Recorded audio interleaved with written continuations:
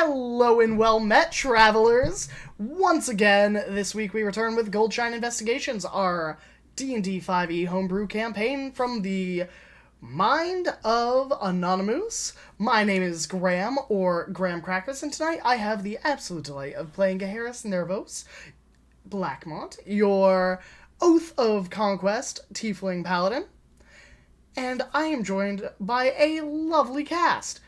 But if this is your first time tuning in, welcome. I hope that you enjoy your stay. Here on the channel, we enjoy playing games with friends and making memories, whether those are through MMORPGs, RPGs, or TTRPGs, or video games. So without further ado, my cast who need no introductions, I'm going to ask for them anyways. Hey guys, I'm Pharaoh. I will be playing Utaka, a water genasi cleric rogue of ill repute and apparently some rumors that he's a murderer. I don't know, very strange. Why would they think that? And off to you, Kari. Hey everybody, it's me, Kari. I play Israel, the half-elf Fae Pact warlock, who is also conveniently not a murderer. But she doesn't have any rumors out there saying she's a murderer, except that she is a murderer. So, details. And off to you. Hi everybody, I'm Derek Sword. I'm playing Griaz Bramblepelt. I wasn't here last week, so if there are rumors about my character being a murderer, it's not my fault. It's not his fault. He wasn't in his right mind because I wasn't here. I do understand that he was left out literally in the cold, so that's something I'm going to deal with. Thank you everyone for that. But I'm very excited to be back. I will hand it off to the lovely, the one and only Jeremy. Thank you, Derek. Hello, everyone. I am Jeremy, and I have the pleasure of playing the Protector Asimar Paladin Oath of Devotion, Ivron Blackmont, the brother to Gaheris. And I don't think he's a murderer at all. But who knows? The night is still young. And last but not least, I'll pass it off to our wonderful GM. That's me. I'm Matt, your DM. I will be playing everyone else, which none of them are murders. None at all. Never. Never ever. So, with that one rock solid alibi, are we ready to dive back into the Goldshine investigations? Yes. Very well then. When we last left off, the party arrived in the besieged Emelian town of Jor. Emilia's the Emelian Empire's coastal powerhouse on the Lake of Mazai, the central body of water that allows a lot of inter-empire commerce due to its sheer size. However, they found the town besieged by a Bluefield Alliance fleet, having commissioned ships from the Underdark, operated by crazed Underdark halflings. The Bluefield Alliance seemed intent on destroying Jor until the party found that they really, while were interested in destroying the naval power of their enemy, their main concern was actually rumors of Children of Red Sight agents from the Siege of Veilbright spotted operating in the city. Investigating these rumors themselves, Utaka found two surviving Dark Elf dancers from Arpeggio's circus troupe, apparently ones who had helped assemble the blimp dragon that the party had destroyed. Fleeing to Jor, they were given orders by the leadership of the cult to recruit the children of the Duke and Duchess and the acting field sergeant of the Emelian Empire in the area. However, they got cold feet, changed their mind, and were instead moving to flee when Utaka found them.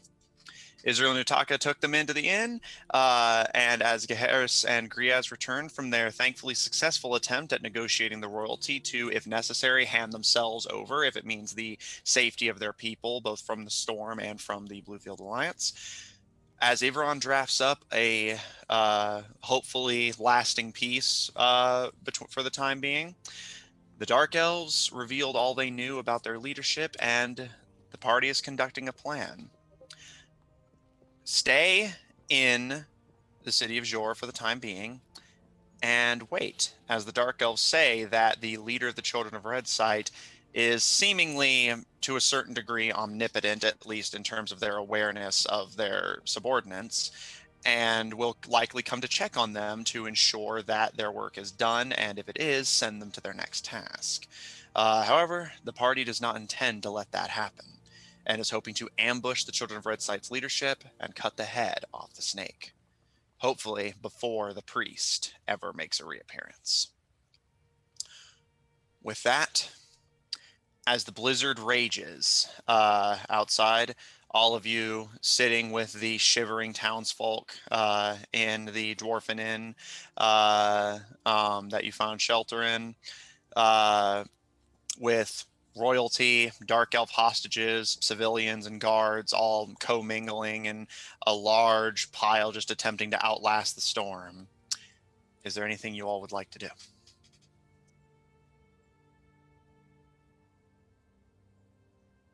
I think I was going to keep first watch. Okay. Anything else from anyone else before we continue on?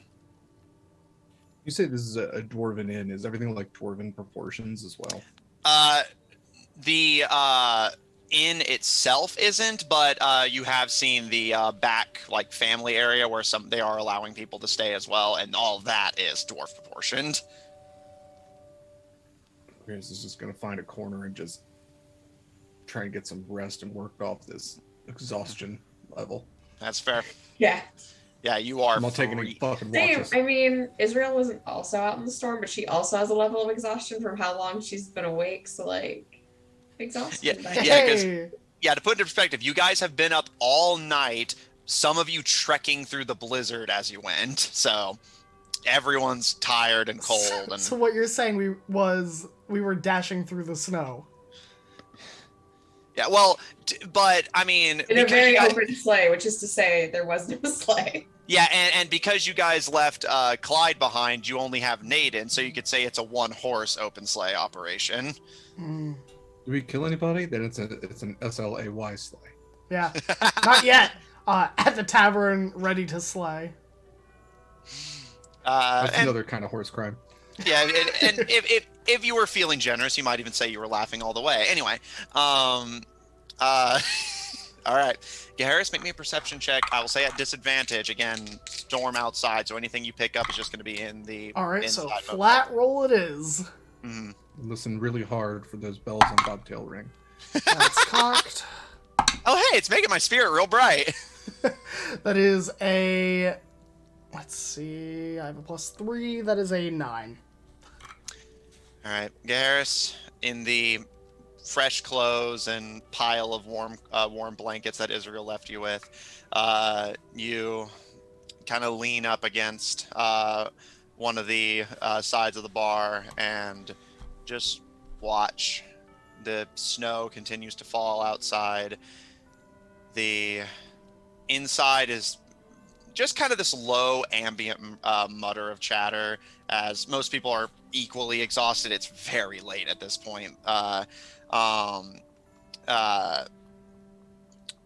You don't see anything that immediately concerns you. The only thing of particular note that you can observe beyond your party members just occasionally adjusting around trying to get comfortable is that the lady of the royal family that you had negotiated with takes a seat laying up against the bar not too far from you, and does seem to kind of occasionally be glancing at you, but other than that doesn't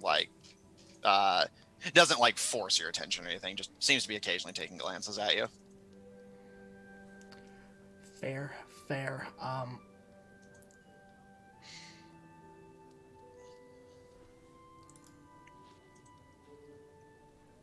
I think that I would match the stairs, but I don't think I would get up and kind of interact with her.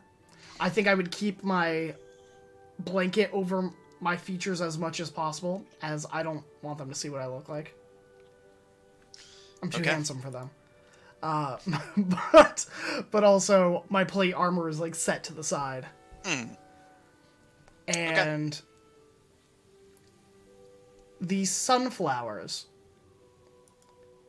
what do they do again? They heal all allies within a range around them whenever you plant them. Okay.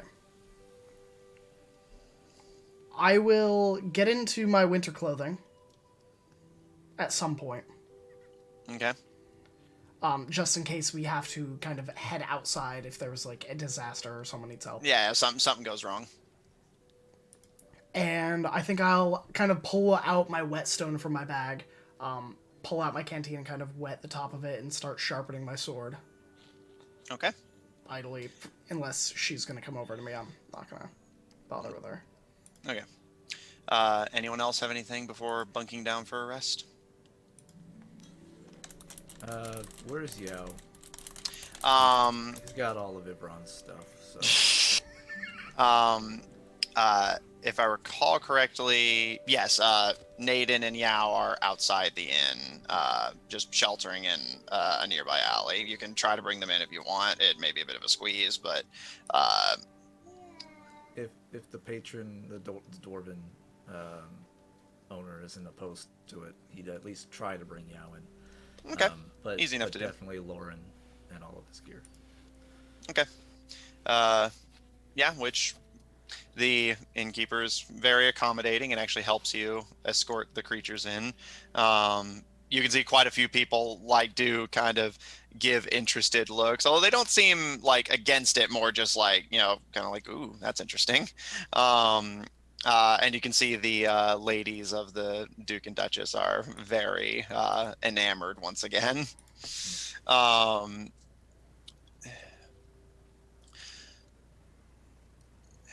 Anything else? I think he would probably talk to the guards and see if they're willing to set up a watch, so that way the party doesn't have to.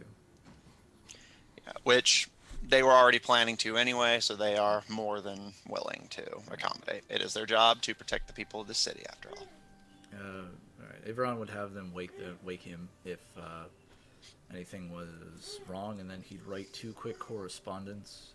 One to the Hell Knights, just noting what's going on in Jor, and telling them that he believes any correspondence to Gaheris or him are being intercepted, and that they should either send it by hand or use sending.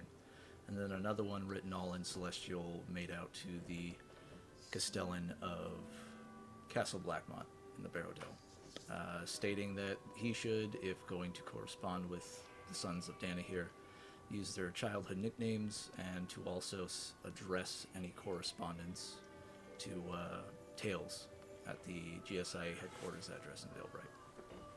Okay. And then, he'll turn in after that. Okay. As you pen these letters, determined to get around the barrier that you suspect young Samuel has created between you and the Hell Knights,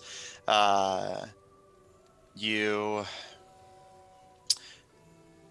bunk down for the night along with your party members, exhausted from being up all night, barely having eaten, freezing cold, and the guards happily take over as Garrus, you two find yourself, as your watch comes to a close, just, you need to sleep. And you all bunk down for the night. You all get a long rest. The innkeeper, given the state of emergency the city is in, is providing food and drink on the house, although keeping spirits preserved for in the event of the wounded or the freezing. But non-alcoholic drinks and healthy foods are being served regularly, as the innkeeper just seems to want to help however they can. Given how late you guys were up, you, for perhaps the first time in your life, everyone, you sleep in. I will say you can try to wake up with the dawn, but you will be taking another point of exhaustion, as at this point, waiting for the dawn, you would just be better off not sleeping, is how late you're up. Your boy can wake up early, though. Yeah, you did get a nap, that is true. Mhm. Do you want to? Yeah. I'll wake Okay. up first before all these chuckleheads. All right. Utaka, having bravely and staunchly gotten a nap while you had the opportunity, you sleep in a little less late than the rest of the party does. And by the time you wake up ahead of the others, Utaka, the inn is already in motion, as most people have.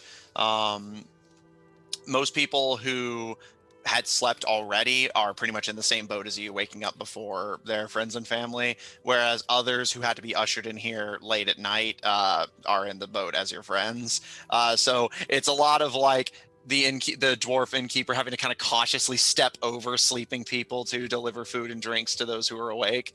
However, at a quick glance outside, it appears to be about early afternoon, and the storm appears to have passed. However, you can see a little bit of snow already up to the windows of the inn, easily several feet deep. So I would like to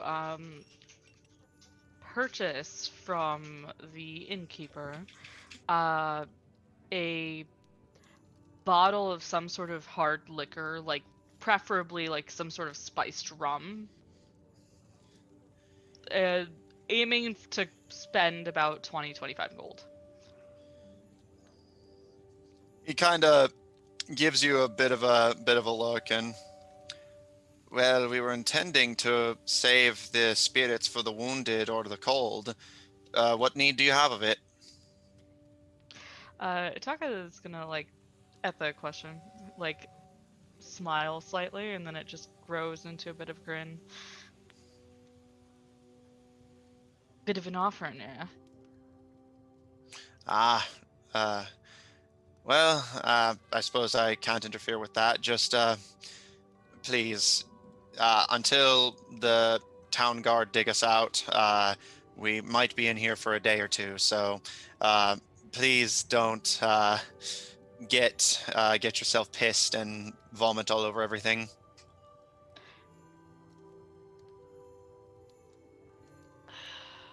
He kind of like looks at him and like, you got something against the gods, huh? No, I'm willing to. You think I'm gonna like drink all this and piss everywhere? It is a distinct possibility. He will push the gold down like aggressively and push it forward. All right, I meant no offense. And they slide a small crate of liquors to you. All right. And how abated is the blizzard at this point? Like at all? No, by this point, it seems to have just passed outright. So it's gone. Yeah, it seems for the time being, yes. The worst of it has passed. The skies are still a little cloudy, but you can see sunlight, and it is not actively snowing anymore. Although again, there is a thick snow barrier between you and the rest of the town right now. Oh, fun. Okay, then Itaka's gonna kind of pull some rope out of his pack and like kind of like tie this you said it's like a small keg. Mm-hmm. Like he'll kind of like tie it over his shoulder, like across his back, so he doesn't have to hold it with both hands. And then make his way out into the snow. Okay. And Assuming you're taking the door, make me a strength check. okay, sure, yeah. Probably not. That's a 7. All right, Taka, as you approach the door, you kind of give it a push. Nothing. Doesn't appear to be locked, but you just can't get it out more than like maybe about an inch total, and you can see just a wall of snow, and you kind of shoulder check it a couple times, and while you can hear the crunch of snow, no luck. Okay. He'll kind of huff, and then there's an upstairs to this place, right? Yes, and I will say the window you can see not far from the door, while snow does come up to it, it doesn't appear to block it. Yeah, no, he'd rather go to the upstairs and climb out that way. Okay. All right. So he doesn't have to trek through all this snow. Okay. Making your way upstairs. As mentioned, there are the occasional window up here if you are just looking for a way out. Yeah. He's gonna try and like kind of slide out of one and like hang onto the side of the building and see if he can like kind of acrobatics his way through the street a bit with roofs and banisters. Sure. Make me an acrobatics or athletics check, your choice. I'll do the one with the +9, so that's a 26. All right.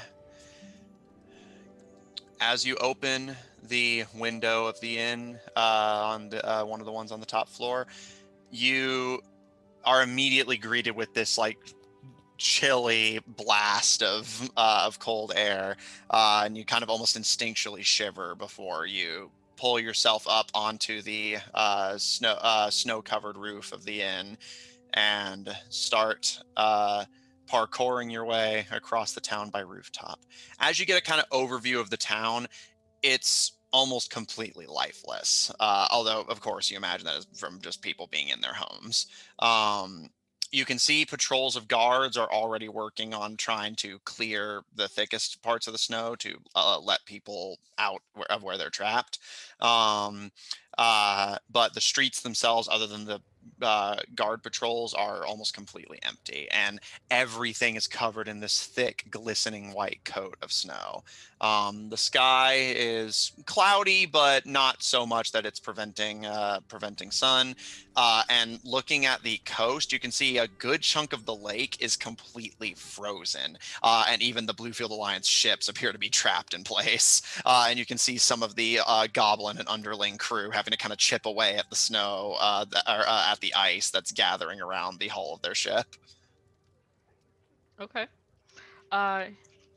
As he kind of gets to the dock area, he's going to kind of land definitely sort of by the docks or onto the snow there, depending on how like strong the top of the snow is, you know? Yeah. It by your best guess, assuming the snow on the ground is about the same as the snow you're finding on the roofs, it is thankfully relatively pliant, and it doesn't go super deep everywhere.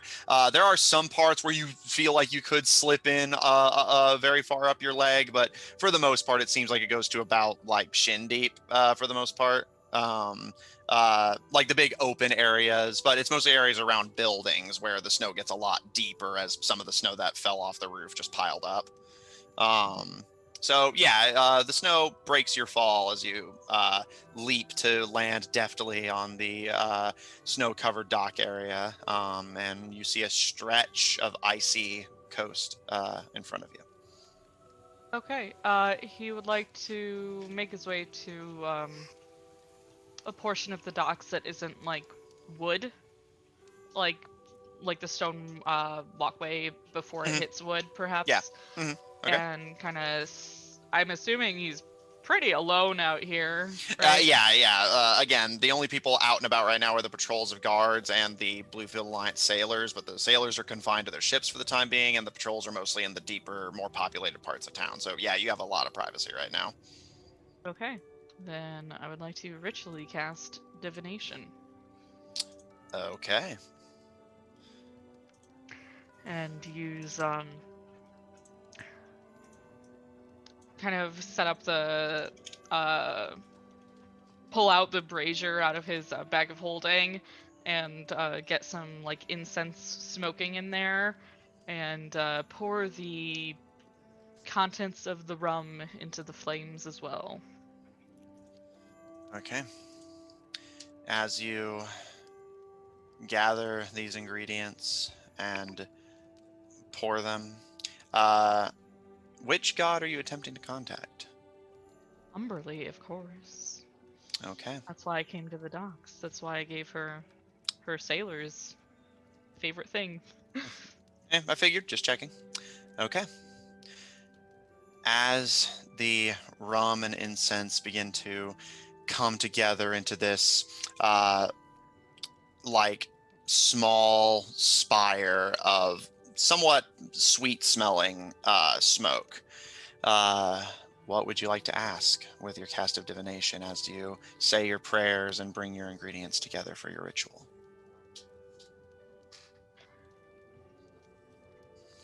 Hey, sorry to bother you. I know it's kind of early, and not many people are sailing, so it's probably annoying. But I was just wondering if you knew, like, if we stay here for a week and, like, try and catch this fucker, is he gonna show up?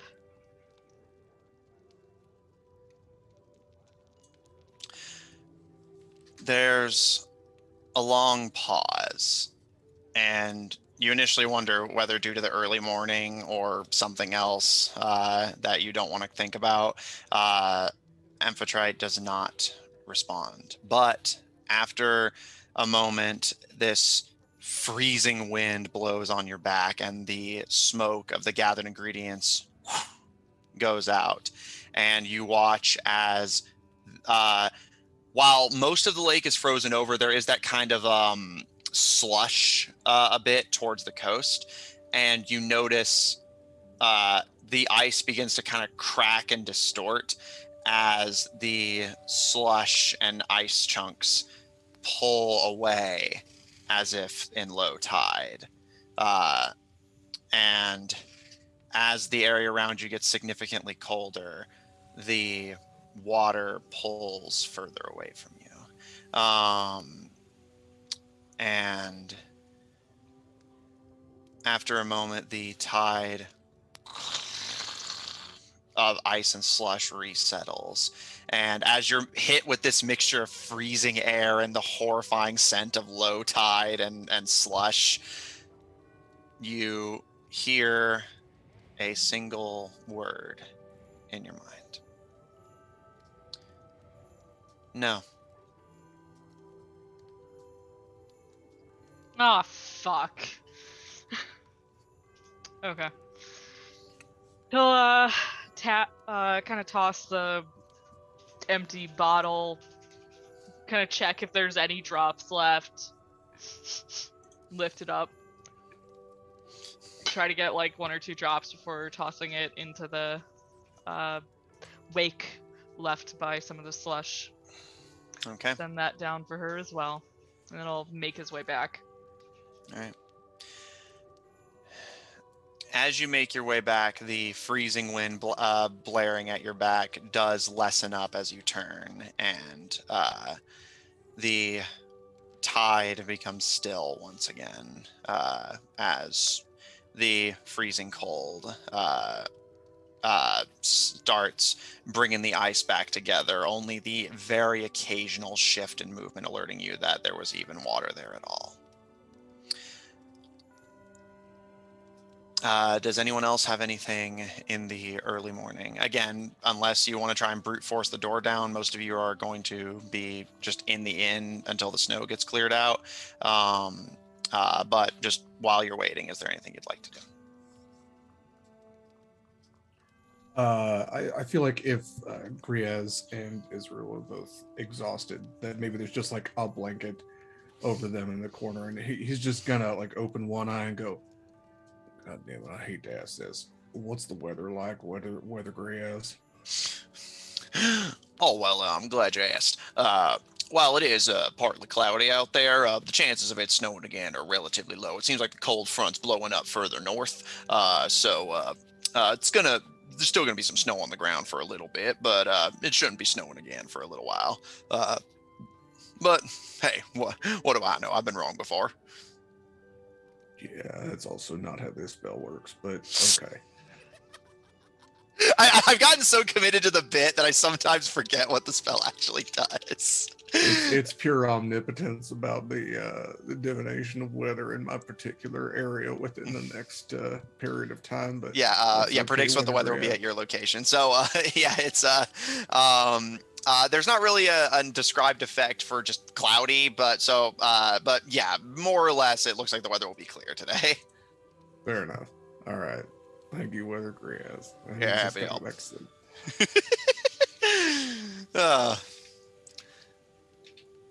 If nobody else has anything. Utaka, do you return to the inn at that point, or do you have any other errands you like to conduct while you have the freedom of movement?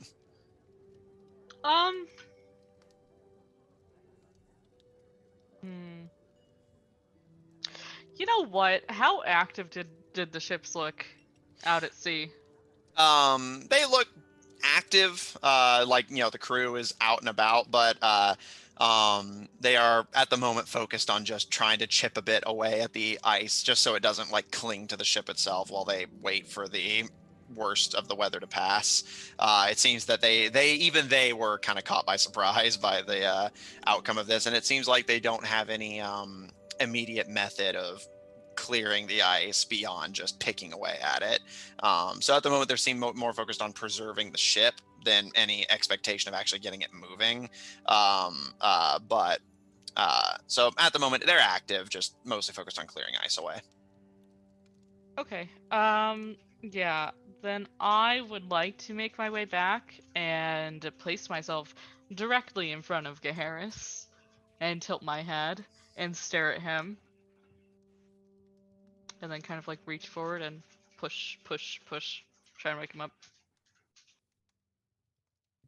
Notably, Israel is on one side, sleeping on Gaharis, and Griaz is on her other side. They're all probably huddled together for warmth. Gaheras is dead. Please come back later. A little bit longer. You don't smell dead. That is because I do not smell. It is my perfume. It's like almost noon. It is, as they say, 5 o'clock somewhere. It is probably 5 a.m. somewhere. Yeah, I thought you might want to get up, because, like, right now, the ships out in the bay are kind of stuck. So if you want to deal with the Bluefield Alliance before they start doing anything fucking rash, might be the time.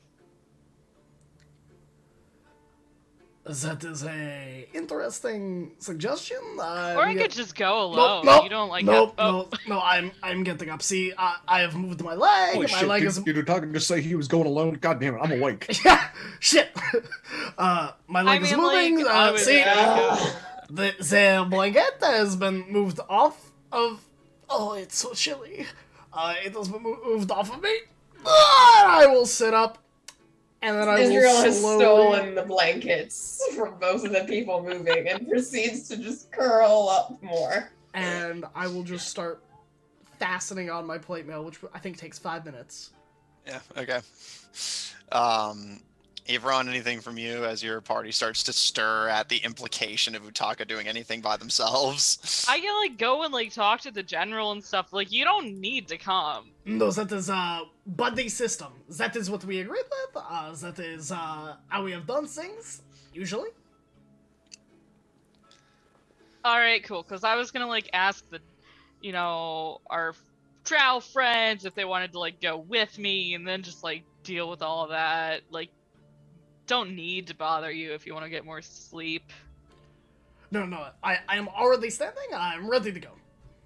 See, the armor is on. The sword is strapped in. The winning smile is on my face. Griaz looming to one side. Has Ibron finished the treaties? Oh my god. No, by this point, easily. Like, having to take care of all that did distract you, certainly, but yeah, like,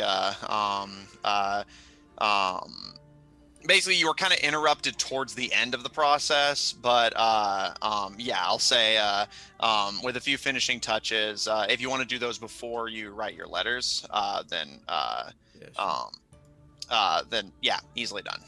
All right. Wonderful. Yvonne, are you coming with us? Where are we going? To the boat? Why? To bring the royal family? We're not. Why would we bring them onto the boat? Nothing has been signed or agreed upon. That It would is fair. create a panic here. Yeah, but that's like why we need to talk to them. We could meet. Everybody could meet at the docks. I've already scouted out a location. Say no more. One moment. I'd like to cast Detect Magic. Because it occurs to Gaheris that the only way we have ever found the Children of Red Sight back in the day was their wonky magic readings. Okay. So I would like to cast Detect Magic, and even as I'm doing that, I'm pulling out the Monocle of True Seeing and holding it up. I'm going to scan the room. Okay. As you scan the room, and you're just basically pretty much checking everyone. Yeah, so I basically have True Seeing, so or I have True Okay, Sight, so and- yeah, and I'm just scanning Magical Vision, so- everyone to Okay. see if anyone is not as they seem.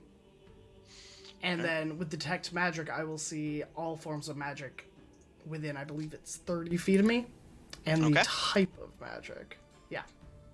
Okay. As you check your surroundings and the various people that are sealed in the snowed into the inn with you,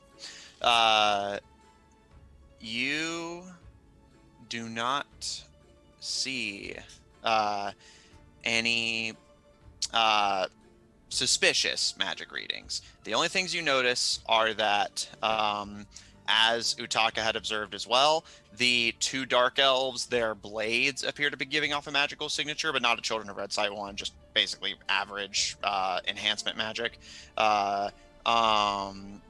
And this is a new one, though. You do notice that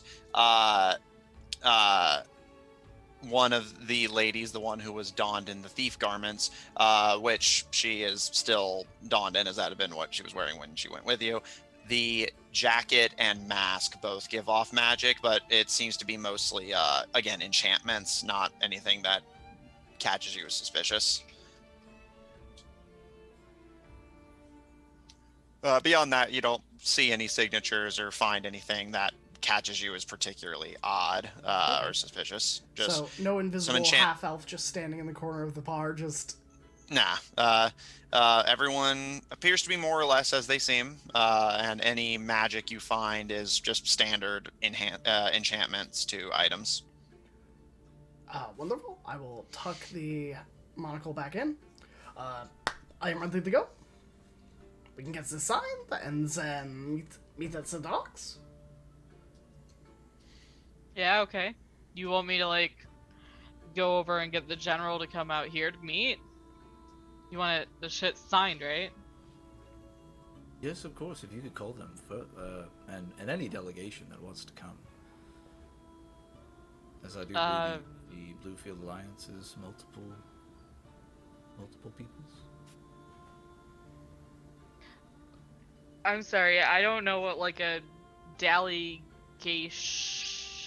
A delegation is someone who has been specified to sign something in your stead. Like a best who friend that you trust. represent people Oh, who- okay. So, like...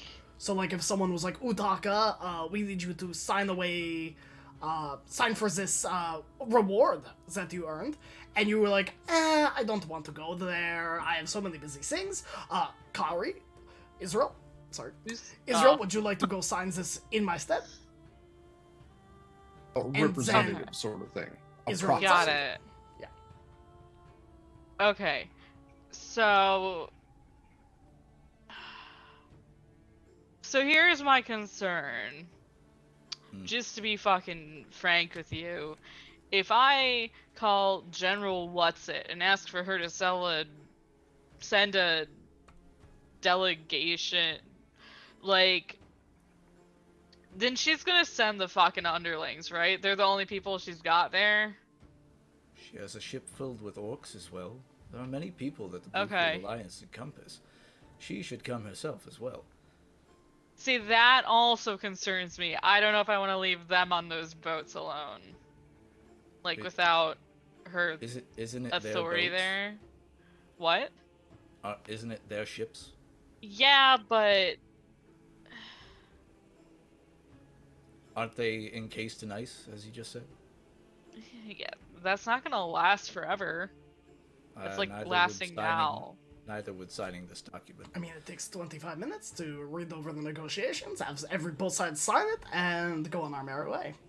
So long as no one has any complaints about it. And as long as Okay. no one decides to try and offset our side. Which is why we're doing this on neutral ground. Okay, so don't bring the underlings to shore. They can bring whoever they want. They can't bring a whole horde of people. Oh. So how about we say the individual who's going to sign and 5 guards.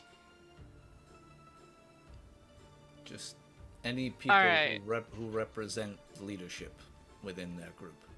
Because As there we are... have the leadership of Jor, they have the leadership of the Bluefield Alliance, which represent all the peoples that they have.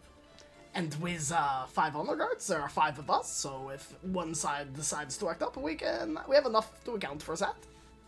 Sure. Okay. If this all goes, like, to shit, it wasn't my plan.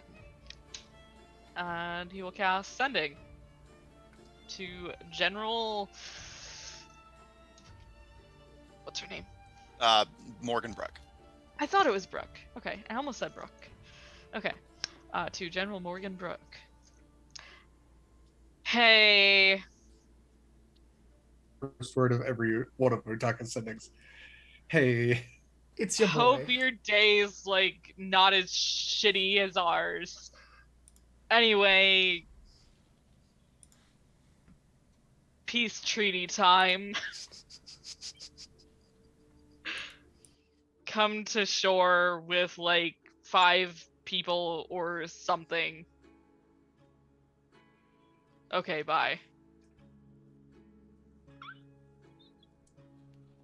Was this audible, or was this all telepathic? Yeah, no, that was audible. Okay. I looked at That was Ivron. incredibly professional. I asked you what you wanted me to say. Nope, I that's- wasn't being sarcastic. It was brilliant as always, Utaka. Thanks. We should get the... I thought I got, like, every point across that you guys said. Yeah, pretty much. And I asked her how her day's going. So, like, if that was very anything, polite. I'm being Very diplomatic. courteous. Yes, You're very welcome. courteous of you. We appreciate it, Utaka. You've done very well. Gaharis, or are Yes, you what's that? Ivron? Would you like to go get the Duke and Duchess? I think that it may be better if, perhaps you do that? Yeah. Did I hear anything back from Brooke? Oh It yeah. was Sending. Oh yeah, Yeah, that would be real scary or sketchy if you got no reply back. Yeah, I wanted to wait for inter-party dialogue to finish up.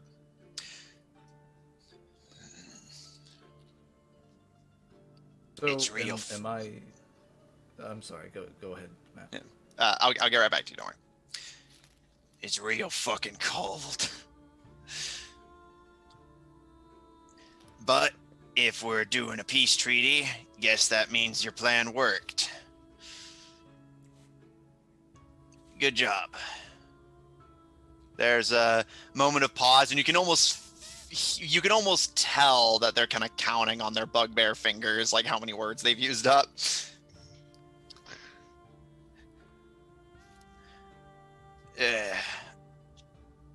I'll try to bring 5 of the best and brightest. I suggest the common do the same. And if this goes south, not gonna be happy.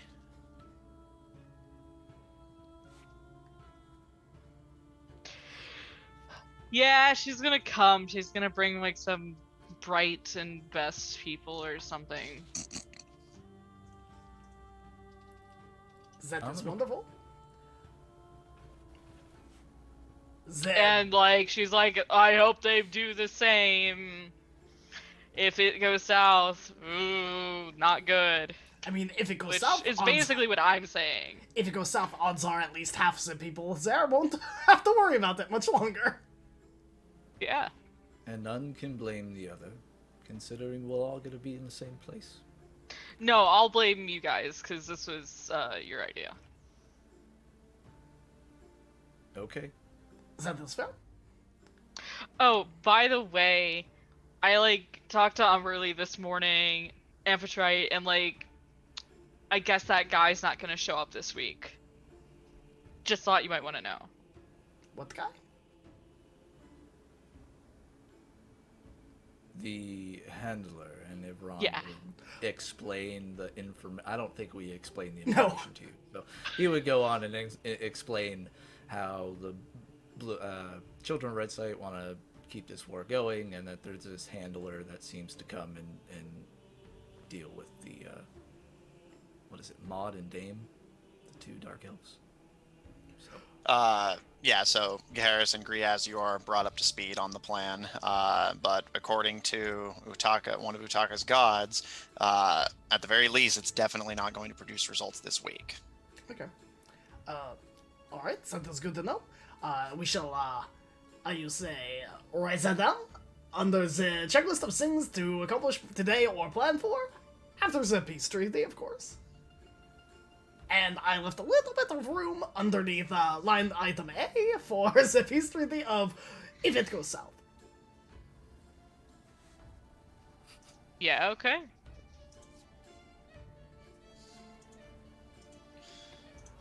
Ivron will go get the royal family, I guess, and And can one of you like shoulder the door open? I am on it. I thought you would never ask. I didn't want to. Alright,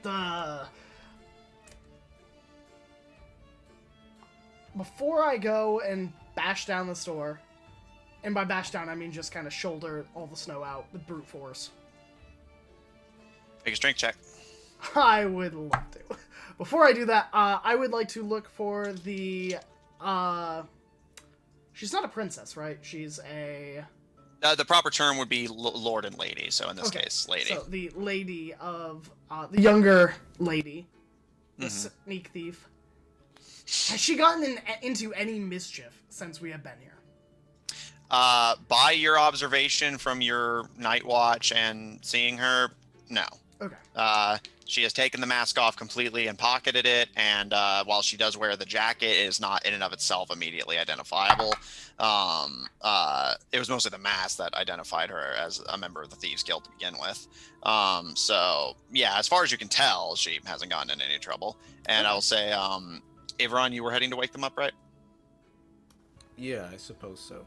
Okay. Though he's unsure if he should do so as Geharis or as Ivron.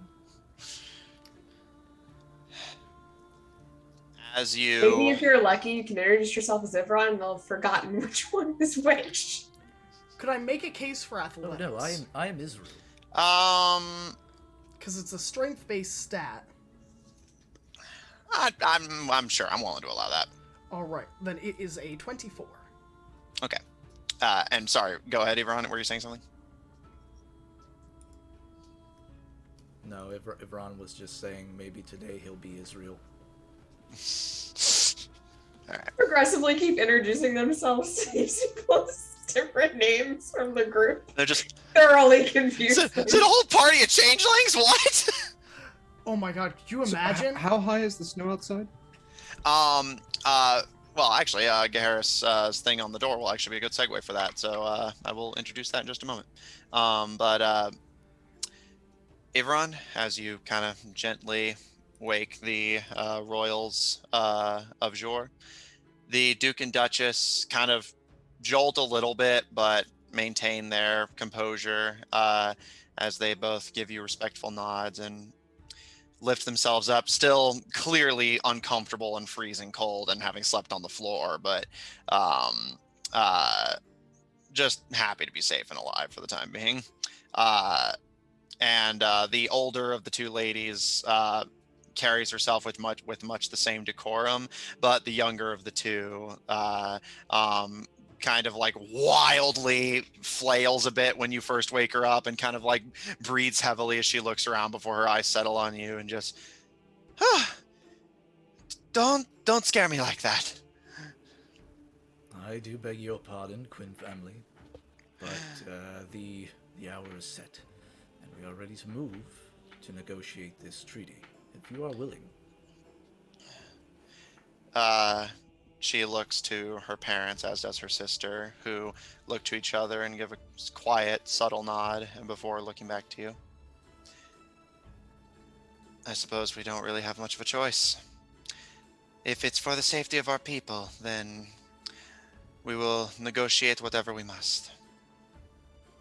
We should all probably eat first.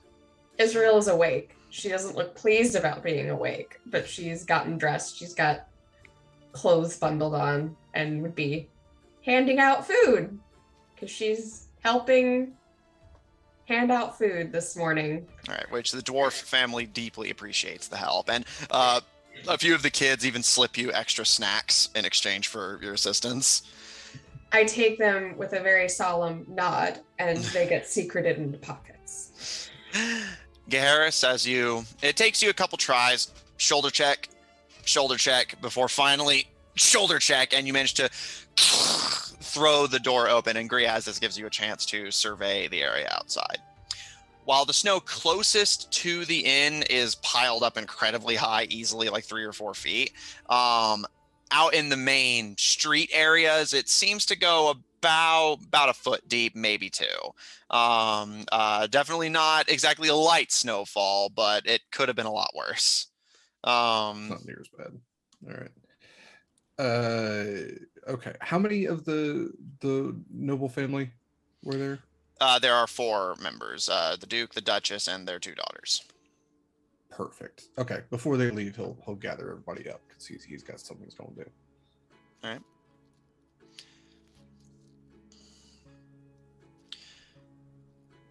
Is that now? Yeah, no, sorry. Yeah, just the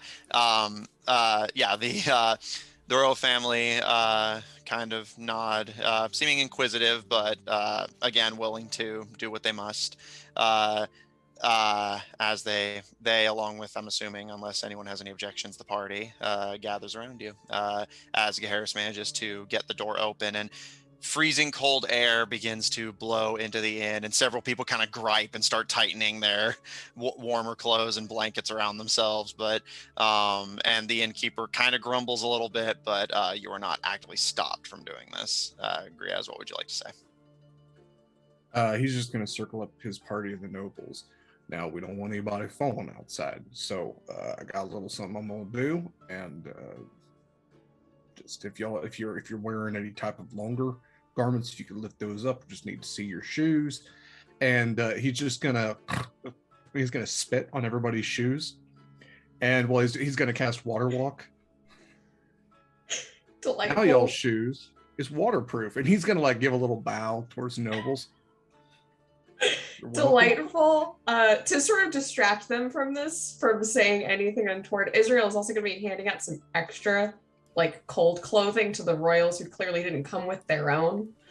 And she's got, some spares and stuff that have been generously donated by their people to them for their use. It's here, wear gloves, hats, everybody. All right. As everyone bundles themselves up. You can see the Duke and the Duchess seem more just kind of confused and certainly not pleased, but they seem like they're taking your word for it that it has some kind of magical property. The older of the two ladies, as she takes the warm clothes and kind of hands them off to her sister, looks more actively unhappy about it and kind of like visibly like crinkles their nose and raises their eyebrows and just shock and disgust. Yeah, However, he's gonna stare right into her eyes unblinkingly, like somebody who's not been around people for long enough to go, "You're welcome." thank you. That's right. That's what you say. All right. Now you can walk on Um, snow. You ever done that before? Didn't think so. You're welcome. However, the younger of the two is positively delighted and actually kind of like looks around at her so somewhat light leather shoes that she had been wearing, and immediately goes like clearly wanting to run outside and test your claim before her sister kind of pulls her back and starts just forcing her to bundle up. Um, uh, I will say, as the royals don themselves in proper winter garb to protect themselves, the Duke and the Duchess go relatively on the light side. They are used to living in a relatively cold region. It's just that this is unprecedented cold. And Israel, you notice, while she does put on more practical clothes rather than the formal gown she had been wearing, the older of the two daughters goes very, very light, like the kind of clothes you guys would be wearing when you're traveling around in spring, while her sister, on the other hand, is bundled up in the layers that both of them were given. So they have that whole like arms kind of jutting out to the side and like bundled up very thickly. And her sister just kind of like pulls another like wool cap over her head and just kind of pats her cheek. Israel is staring at them like she's about to be disapproving. The guards they've chosen, have they indicated the 5? Well, you had mentioned earlier that you guys might act as the 5, and you no, haven't no, mentioned. I meant, like, when we discussed it, because we're the mediators, that there are 5 of us, and that each side has their own 5 guards. Oh, I see. Okay. And because that's the number of, if one side decided to do it, that we could potentially jump in and block. Okay, I see. Then they haven't been informed of this yet, but if you want to just like let them know real quick, they can. Hello, Your Majesty.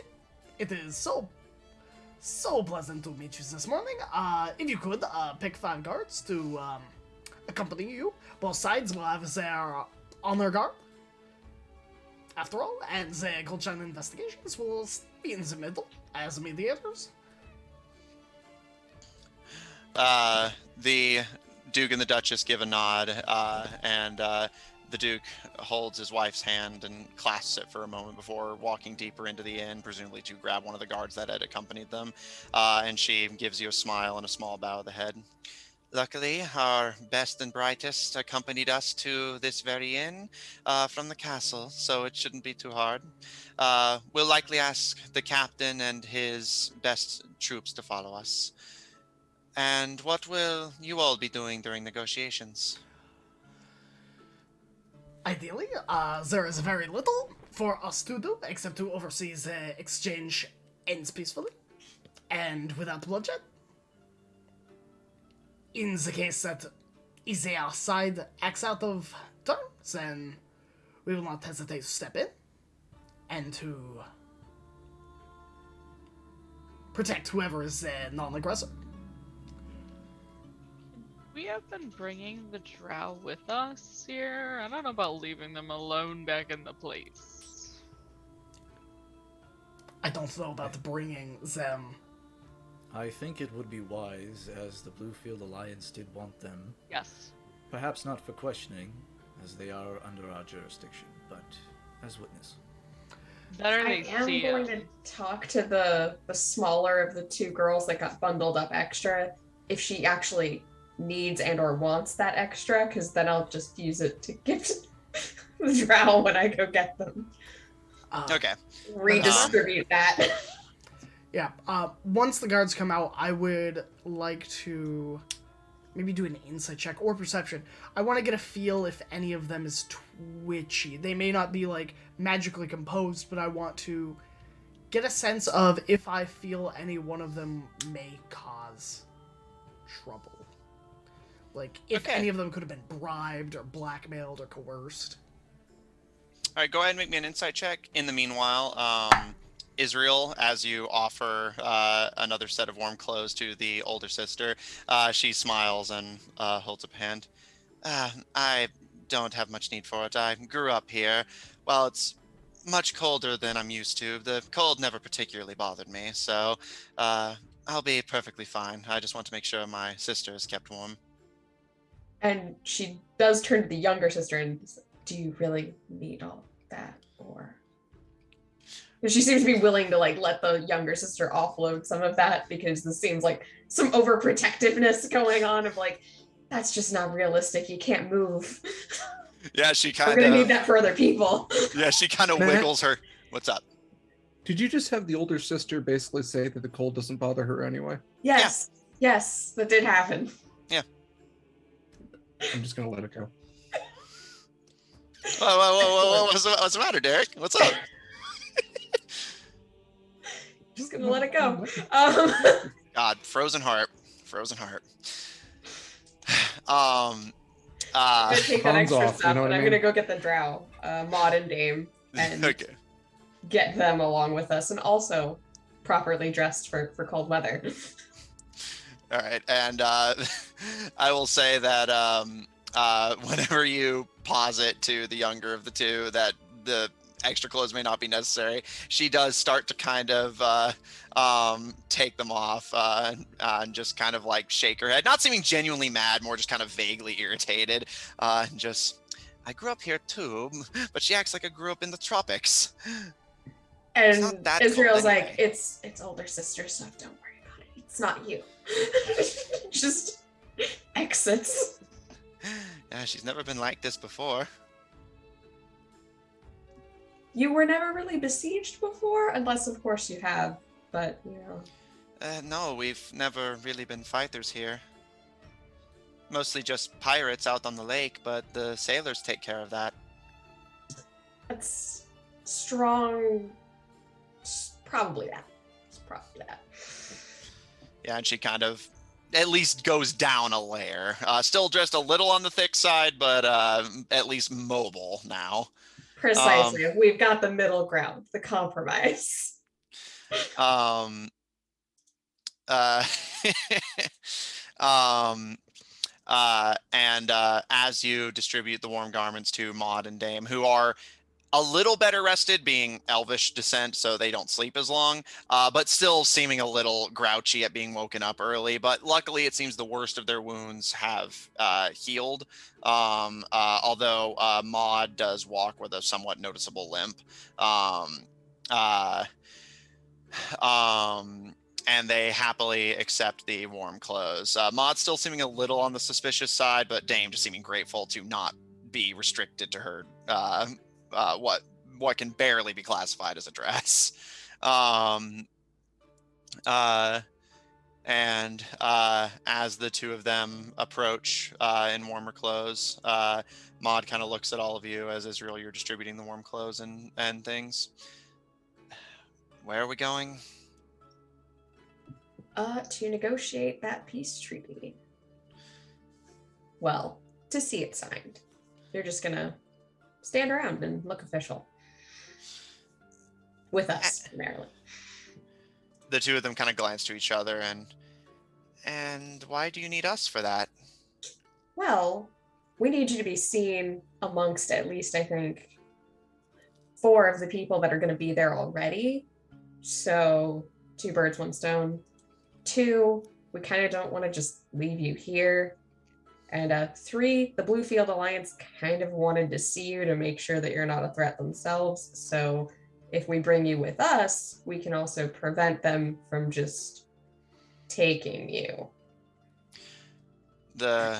As you explain, the two of them, although they do seem not to a degree where you feel like you have to say something, but you do notice a very slight look of offense cross their face at the idea that that they're basically just going to try and escape the moment they have the opportunity. She But doesn't seem really afraid of that. She's just like, it is a possibility, and it would be silly for us to leave it open.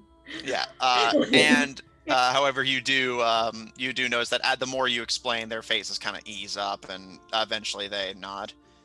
Okay, that makes sense. But we're not politicians, so I hope you're not expecting us to say anything. Oh, no. I'm not even expecting to say anything. We leave that for the paladins. Good plan. All right. And Geharis, eventually the Duke and the Duchess return with a small retinue of the guards that you, Ivron and Griaz, had descended the mountain with. You recognize one among them being the archer who had successfully landed a shot on you while you were holding the princess hostage. The others just appear to be scattered members. Although, as just kind of an interesting side note, you do notice among the 5 guards they've chosen, the one who shot you, the only other ones that seem to kind of grab your attention are 2 what appear to be human twins. But they all are donned with bow and arrow sets. Appears to be mostly a long-range military unit. And although you can't see short swords at their sides. As you kind of look them over, what was your insight roll? 16. Most of the guards do seem like they're composed and not immediately giving off any vibes that strike you as particularly suspicious. Although I will say you notice the sergeant who had shot at you does seem noticeably kind of aggravated. It appears the Duke and the Duchess informed him of the situation, and he does seem very tense and aggravated about the very idea of A, negotiating a peace with the Bluefield Lions, and B, that the Duke and the Duchess are willing to hand themselves over if it means achieving it. Fantastic. Any magic coming off those 5 people that have come in? No magic, no. No magic, okay. Provided this is in the 10 minutes that I had detect magic up. Yeah, which I'll say, like, given it's just been, hey, quick survey of the inn. Okay, here's the plan. Go get the guards. Come back. I'd say that's reasonable. Although I'll say by this point it's probably gone away. All right.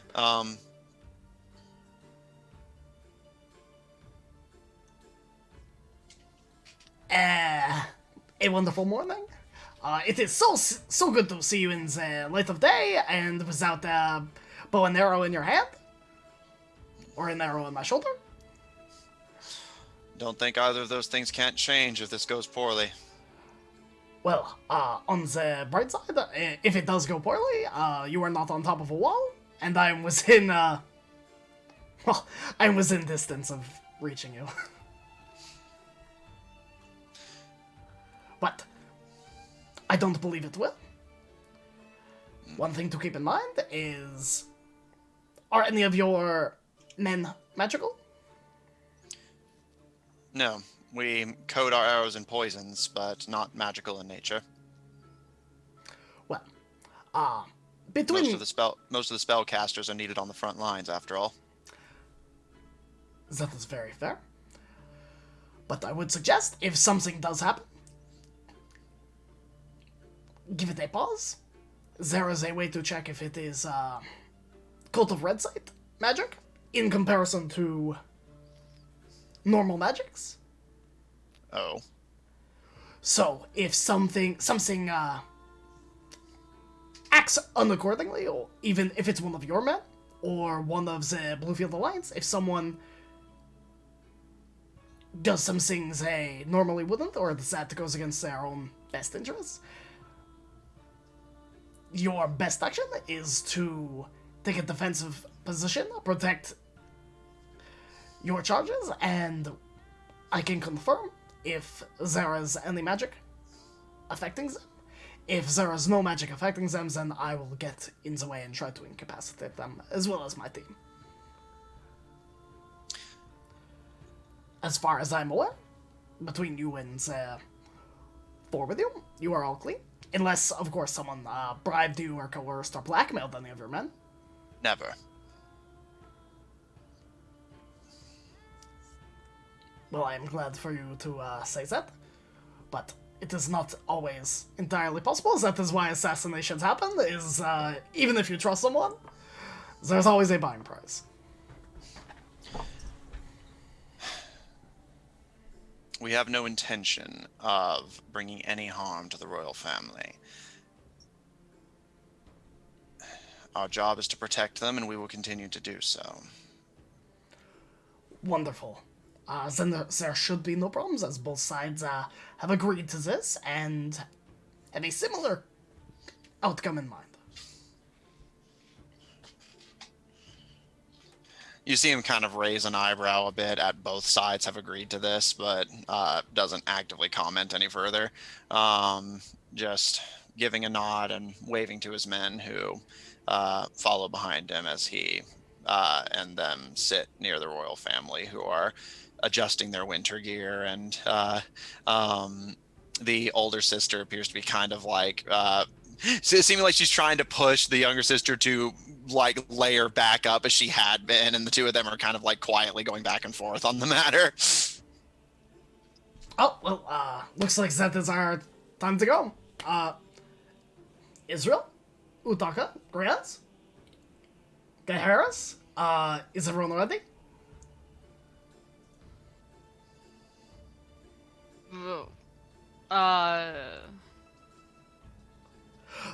Don't worry about it. Okay, Lord Blackmont, and Utaka's gonna like look at Ivron with like a you want like yeah, I know. You want like some like enforced truthfulness here while it's all going down. That wouldn't hurt. I have that spell prepared as well. Yeah, but like I'm better at that kind of thing than you are. I don't want you to like use like what little reserves you have. It's much more taxing for you. That is fair. I mean, wasn't it yesterday that you said you didn't have enough power to yeah, send? but that was after I like controlled a whole like fucking thunderstorm and apprehended two people like all on my own, and I guess you like walked up a mountain or something. Walked up a mountain, scaled a castle. Oh, and what, did you use a lot of magic doing that? No, Israel's gonna step between the two, and there's gonna be a hand on each of them of, we have a place to be, don't we? And just pat them and point them forward. Yeah, it's okay. Lord Blackmont, I'll do it. Oh, that is so very kind of you. Sorry, I was talking to him. Ibron will just step outside and beckon for Yao to follow as well, as he begins to try to accommodate some sort of train. And if they run into a patrol, I think he would have one of the patrols send word to Sergeant Pierce to have Sergeant Pierce join them at the docks as well. Okay, noted. Before you guys leave the inn, did I skip over anyone who wanted to do anything? A lot of like different things were going on all at once, so I want to make sure I didn't skip anyone. Okay. When we try to detect magic on people from now on, should we just call it a vibe check? That's typically how I treat it. I want to do a vibe check real quick. Yeah, vibe check. Although Didn't your Combined divine- detect magic, divine sense, insight check. Yeah, Yeah. I Is your the divine vibe sense did check. it before. Your divine sense was able to catch it before. We've also caught it via detect magic as well. Yeah, but divine sense is... I will use a divine sense because I've got 5. No, I have 6 uses of that per day now. as well. Okay, so as everyone's gathering up, getting ready to go, divine sense. I can detect good and evil until the end of my next turn. I can sense anything affected by the Hallow spell, know the location of any celestial, fiend, or undead within 60 feet. Just a sec, sorry. Oh no. Oh no! I just need to double. I need to make sure I have it in front of me what it does, so I can know what, if anything, triggers it. Okay. Now I need to double check something. Nope. Okay. And also, they're Garrett? legally obligated to tell me if they're a dragon. It's Of not course. written, but they added that in, I think. No, yeah. It's somewhere in the. It's in yeah. Tasha's cauldron, I think. Yeah. All right. Gaharis, as everyone gathers up, tightens their winter garb, and prepares for the trek to the docks. You quickly send out a divine sense. Nothing alerts you on your radar. No celestials, no fiends, no member of the fair folk. And no one Garnet dead? huffs. Again, beyond the expected Yeah. flips. Wonderful. I will get astride Naden. All right. Who is not a flamey boy right now. He's just a black, all shadow black mare. Or not mare. Mare would be a female horse, but... Yeah, I get maybe they are. I don't know. They can decide that.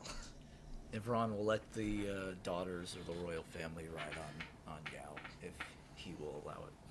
Yeah, which Yao does, and both sisters seem very delighted by it. The younger of the two kind of excitedly petting Yao's leg. Yao kind of keeps a stoic face, but you can tell they're enjoying the attention. As the guards gather protectively around the Duke and Duchess and kind of watch protectively over the ladies. Anything else before the trek to the docks starts? Okay. You all begin to step out into the snowy streets and make your way to the docks. The snow thankfully thins out significantly as you get further away from buildings, and you try to stay in the center of the street as much as you can. But even then, like, for a lot of you, the snow is easily taking up your feet and a good chunk of your legs, so you find yourself just kind of like having to keep up this slow trek through the snow. Well, Matt, I should say that was the point of water walk. It allows you to walk. Yes. Yeah, sorry, thank you for reminding me. You should be walking as a normal surface. However, did Yao and Naden have that cast on them? I had 10, so there was 9 between us. So we can say that I got Yao. Yeah. Okay. Naden is a nightmare horse that the laws of physics don't apply to. So. Okay. So Naden has to trudge significantly. However, those of you who had Water Walk cast upon you are kept above the snow. Although you do still have to kind of clamber over the snow that's like in front of the door itself. But once you're on it, you can safely walk on it once you've gotten into position effectively. And you begin your trek to the docks. There's still a significant amount of crunching, mostly from Naden. And even then, there's the very light kind of your footfalls from those of you who have Water Walk cast on you. The afternoon sun hovers overhead, which thankfully seems like it'll be a good point towards trying to clear some of the snow out. And you can see patrols around trying to help mostly built like public buildings and larger homes get the bulk of the snow cleared away. And Ivron, it's Ivron, it's no issue whatsoever to simply inform them of to go find the sergeant, which they agree to do as they send a couple away to go find her. As you all continue your way to the docks. As you approach the docks themselves, all of you immediately are alerted to nobody else is here.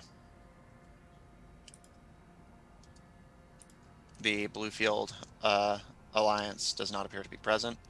And you can still see some activity on the distant ships not far from the lake shore.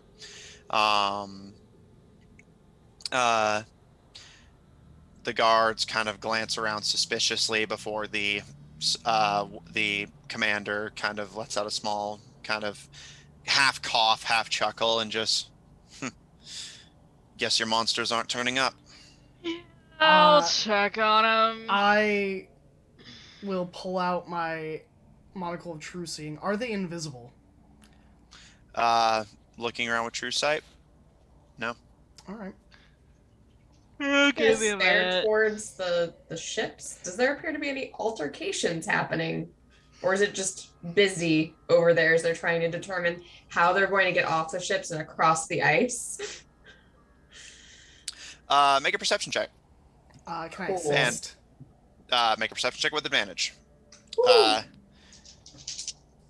And I will say, as just a quick added side note, since they were outside of the influence of Waterwalks, the Dark Elves are also having to trudge quite a bit.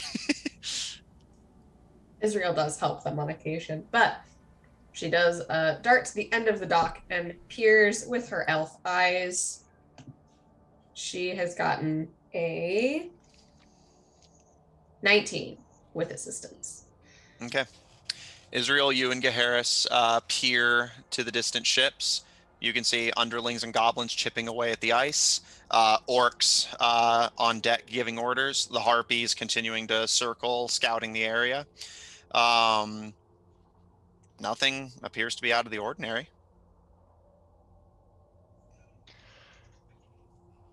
What do you see? See Did you her? tell them a time? They look to be having be focusing on getting their ships out of the ice. That's weird. She made it seem like she'd come right over.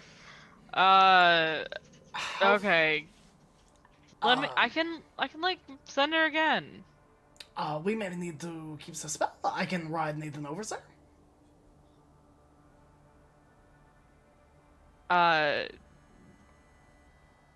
Go alone. Yeah, Yao can like go on the water. Naden's kind of having some trouble. I can hop off of Nathan, if need be. You want me to just like walk over? No. If none of you are there and things go badly, it is better for me if none of you are around me. And I pat the sword Yeah. of the fearless. I disagree, like, at least a lot on principle. So I'm just gonna start walking then. Alright. Well, then I guess we both go. I wave to them. Bye! Way back at it. Ivron, Griaz, Israel, you and the others watch as Utaka and Gaharis both stubbornly walk, kind of attempting to go separate ways, but going to the same location. Just 10 I will feet say, apart, like, walking the same way. Actually, well, we're a fair distance out. I'm not trying to avoid Gaharis. I'll kind of like lean towards him and like mutter, I just kind of want to be there to like sink the ship if we need to. Absolutely. If there was something to go wrong in this endeavor, I would suspect the underlings. Yeah, but... And I'm not above killing everyone on that ship, if I have to. Exactly. And, like, no offense to your sword, but I think I can do a little more there. Utaka, I've never used this sword's power. I trust you, but I can also destroy a fucking ship. Like, if you want that. Or if I want that, really. Huh. Meanwhile, on the dock, Yeah. Israel has turned to the others and started offering the snacks that she collected from the children after the long walk over. You want a snack? You want a snack? You want a snack? the dark elves, the younger of the ladies, enthusiastically take it. And she kind of holds up a hand politely to refuse, but the older of the ladies kind of glances to the ship as Utaka and Harris start making their way. I'll say, Harris, are you on Naden for this? Okay. Yeah, she kind of glances out to the two of them and just, I cannot believe the future of our land and people are in hands like this. We are trying to avert a bag of holding inside a bag of holding situation, so I do appreciate your patience with all of us. And I continue to pass out the treats. Honestly, those two are incredibly qualified for whatever the hell it is they're doing. I have the utmost trust in their ability to pull through on this. And then he's gonna like pull Israel aside and go, I am so fucking stressed that it is those two. Like I wanted to go two, but that never helps. It never helps, Israel. It makes things worse. It's just take a deep breath. Thing is, if everything's okay, Care Harris will handle it. Utaka will just, be there. If nothing is okay, well, then both Harris and Utaka will ensure that that ship sinks before anything else happens. And it's much better that we are all over here, not on a sinking ship. Hey, then. You do ranged, don't you? No, I don't rage. No, what? Range. Distance. Oh, yeah. Sorry, I misheard you. Exactly. She's like, oh God. You want a snack? Honestly, it's actually a psychological thing that actually eating keeps your body from going into fight or flight mode, because it's like, if I was scared, why'd I be eating right now? So snack. She just lifts it closer to your mouth, like, here, have a snack. Thank you. And then further, she offers a snack towards the shield. Junior is also being offered a snack. Yeah, because it's cold. He's in the backpack. Yeah. Exactly. Yeah, possibly to the backpack. There is a snack shoved into the backpack. Which tendrils comes out of the backpack. Yeah, I was gonna say, Israel, as you kind of drop the snack into the backpack, initially nothing happens, but you see a very slight sluggish shuffle before you just hear this like. Good boy, Junior. And I will say, as a quick side note, whenever you had made that last comment to the older of the two ladies, she did kind of smile a little bit and does take one of the snacks from you afterwards.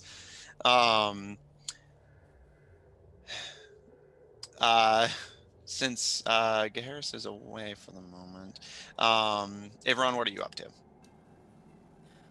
I would say that Ivron is at the end of the deck with his brow furled for once, just staring off at Utaka and Gaharis walking off. Body tense, visibly. But I think he would turn to Yao, and having the two ladies get off, he would telepathically communicate with him to fan out and to look for anything out of the ordinary. And then moving to Israel and Griaz, he would say the same. We should perhaps look to see if there is any interference here. You got it, boss. She also passes you a snack. Ivron will take it. Okay. And grumpily bite into it. Yeah, just real stoically, but it's like a little Dorito, so just. All right, so if the three of you wish to follow everyone's directions, you can all make investigation checks. Everyone, you can make yours with advantage with Yao's help. Cool beans. Thank you.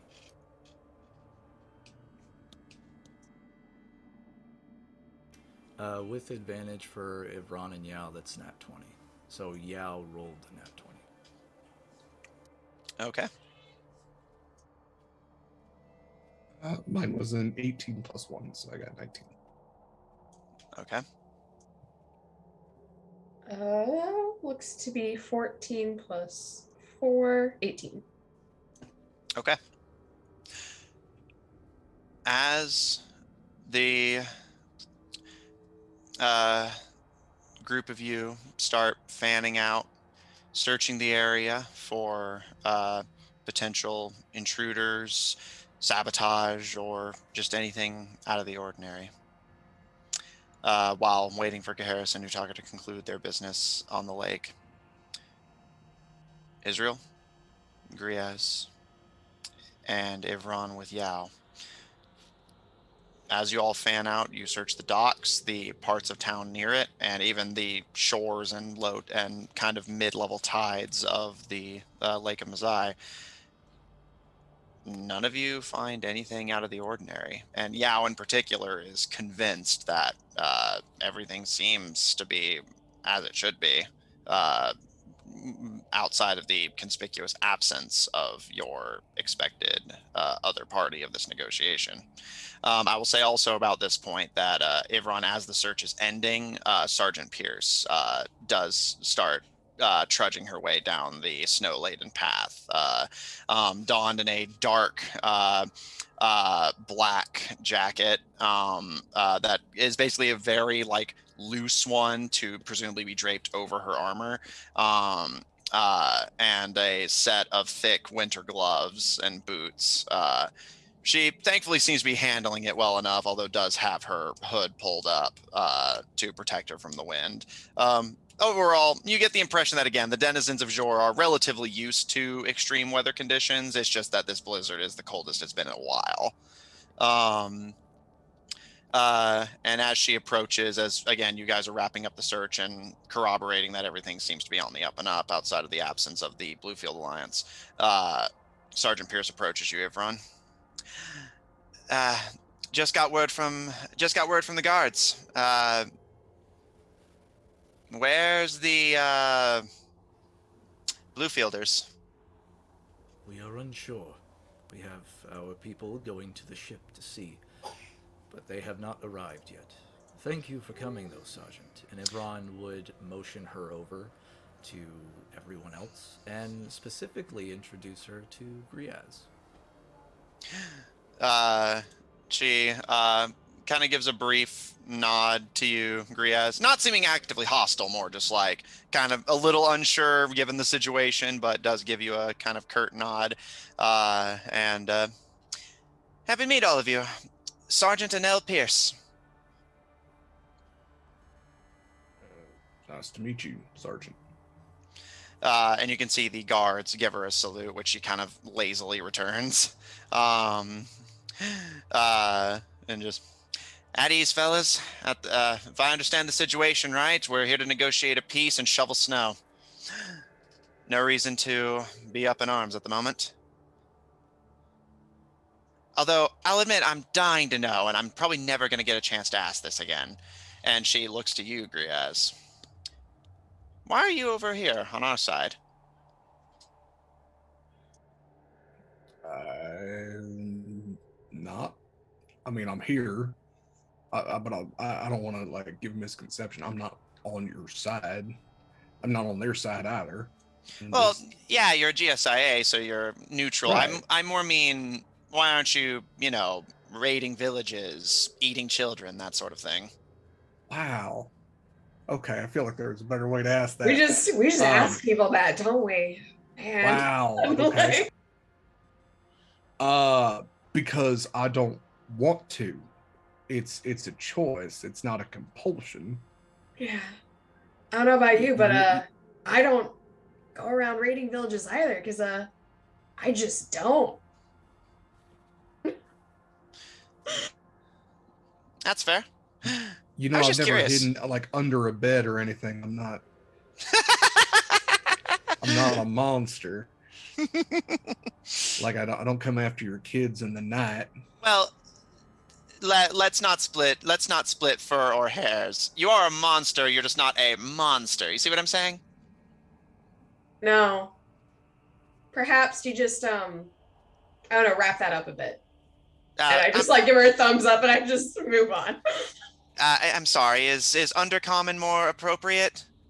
Like I said, I've never gotten the chance to actually talk with one of you people before. It's rather interesting. Well, if you ever get the chance again, the next one might not take as kindly to being asked why they don't eat children? Well, I just wanted to know.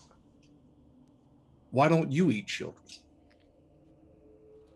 It's a valid question. You have the ability. That's You have fair. the same tools that I do to do so. Why don't you? A fair point. Thank you for Yeah. enlightening me.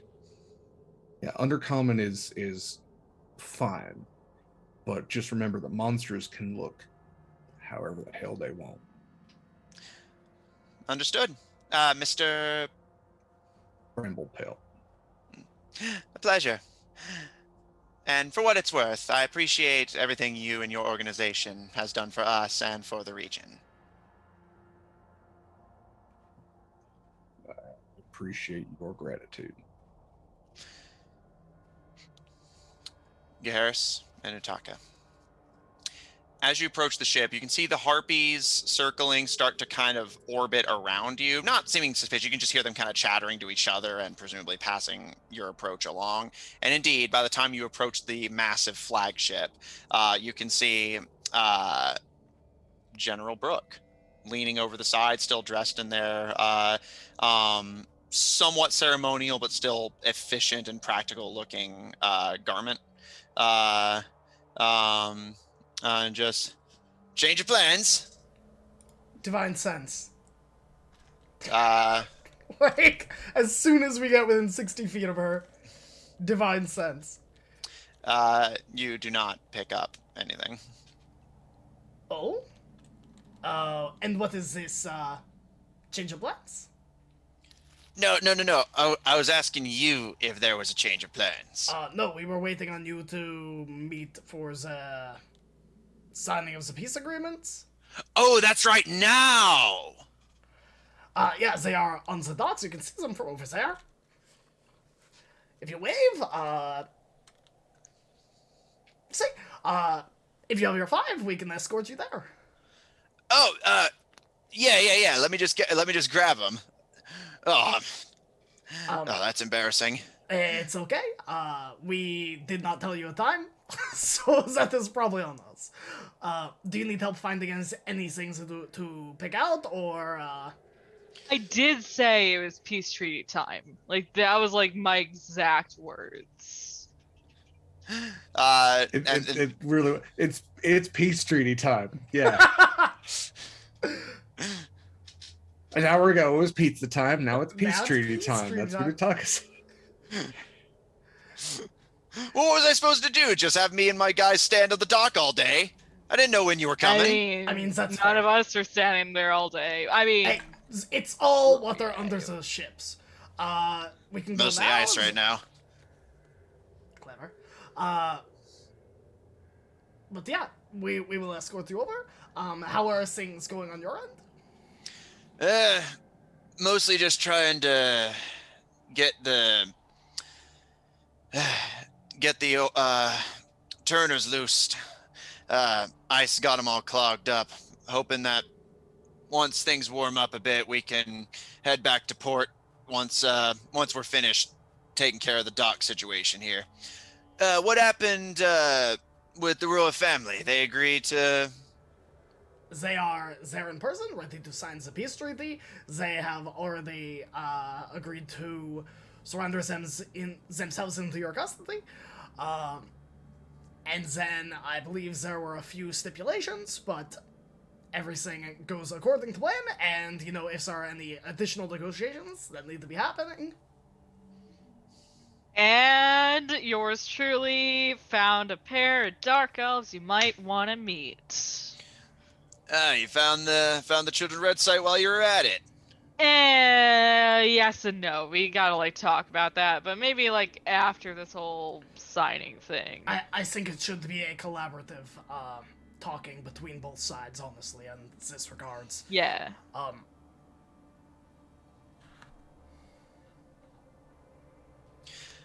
Brooke gives a nod. All right, just a sec. I'll rally the men. And doesn't take too long. After a few minutes of orders and shouting, Brooke begins to descend down the side of the ship to join you on the ice. Joining her You see, I had a list. I need to. There it is. You see the underling priest that Utaka had briefly had a stare down with. Mioria, the harpy that had helped you guys organize the meeting in the first place, as well as an unfamiliar-looking orc sailor and goblin sailor. Appears like Brooke is going for a one of each to represent, sort of thing. And as they all find their footing, again, the underling just kind of stares at you, Taka, and you can see them kind of reach a hand into their grubby pocket, presumably where they are keeping the coin you had given them. And Miria gives you a friendly smile and nod to the both of you. The orc and goblin just kind of have their arms crossed, looking impassive and just trying to appear as tough as they can, seeming still a little on the suspicious side. Well, shall we? Yeah. Sounds wonderful. Go. Let's head that way. And I will, now that all 5 are there, I will last charge of True Sight on all 5 of them. Okay. Divine Sense. And Detect Magic. Okay. So in that order, True Sight, looking over all 5 of them, nothing particularly unusual strikes you. Okay. Divine Sense. Would be just Fiend, Undead, or I don't think we're on a hallowed ground, so that doesn't. Really Yeah. apply. So again, or Celestial. Yeah. Again, nothing pops up. And Detect Magic, you said? Yep, that's the last one. Which is any magic within 30 feet of me. I will see a aura and learn the School of Magic. Yep. Okay. You don't see anything on the harpy, orc, or goblin. You do notice that Morgan and the underling appear to be carrying magical items, but are not giving off magical auras themselves. And the underling? No, they also okay. carrying magic items, but don't appear to be giving off any aura themselves. All right. Then, as we're walking, I would love to make a rousing speech, which is not a skill. It's just I want to hype them up for peace. I'll tell you what. Make me a persuasion check. Sure. I think it bears response to one of Ivron's earlier speeches, like season 1 speeches of like, we are going to do great things. We are going to accomplish the hardest thing that anyone can do, and that is reaching common ground with people that before now there was none. We are doing something that is rarely seen on this world. That is a 23. Okay. To your credit, the speech actually does appear to motivate them. The orc and the goblin become noticeably less tense, and Mioria is kind of like hopping side to side, seeming genuinely excited. General Brooke just kind of gives a smile and a nod, and kind of nods their head towards the docks as you guys are about halfway across the lake, back to them at this point. Anything we should know going in? It's a lot of heads up there. Well, there's 3 of us, and my horse, and Ivron's horse. There are 5 Goldshine investigations to lead me the others, including myself and my friend Udaka. They have 5 guards, and the 4 royal family. Hence why you have 5 guards. So at this And we got the 2 dark elves over there too. Oh, and the 2 dark elves. And them's the cultists. And Not sure if we're it's working on that. More like employees or henchmen. Well. But we're thinking we might be able to get led towards more of the cultists with them. So might strike a deal. See if we can get someone a little higher up. All right. No surprises. No surprises? I have checked that both sides are not being affected, to my knowledge, of any Cult of Red Side magic, or are not what they seem. So everything is good in that regards.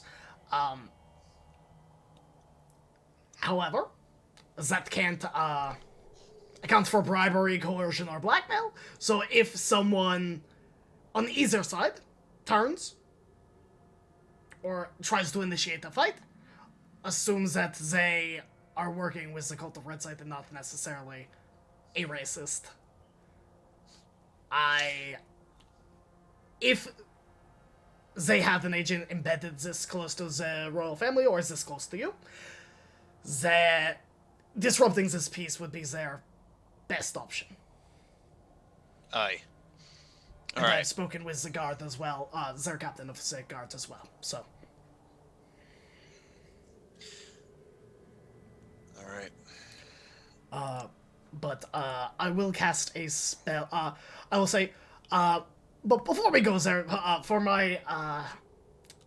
our budding friendship, and I will cast Aid on myself, Utaka. Okay, I can choose 3 creatures. Actually, I'm not going to do it on myself. I don't need Aid. On Brooke, on the Harpy, and on Utaka. Okay. And when you say this and cast your spell, General Brooke does seem legitimately touched. You can see their ears kind of like wiggle a little bit, and they kind of like almost instinctively place a bugbear claw to their chest, but kind of clear their throat and shake their head and like look straight ahead, like trying to stay stoic and focused. Yeah. But you can see that they are touched by the gesture. And just, all right, let's see if the common folk can negotiate. Here's hoping. If at any point you feel you can't eloquently, maybe not eloquently, but in the common style of eloquence, say something, feel free to reach out to myself or Ivron. You are familiar with both of us. We would be happy to say it in a different manner that may be better understood. Yeah, like if they attack you first, we'll slaughter them or something. Thanks, lads. Yeah. All right. And those of you on the docks, you can see Garrus and Utaka appear to be approaching with General Brooke and a small accoutrement of representatives from the fleet. None of them appearing worse for wear. Likely they just misunderstood the time. Is there anything the 3 of you would like to say or do before Garrus and Utaka arrive?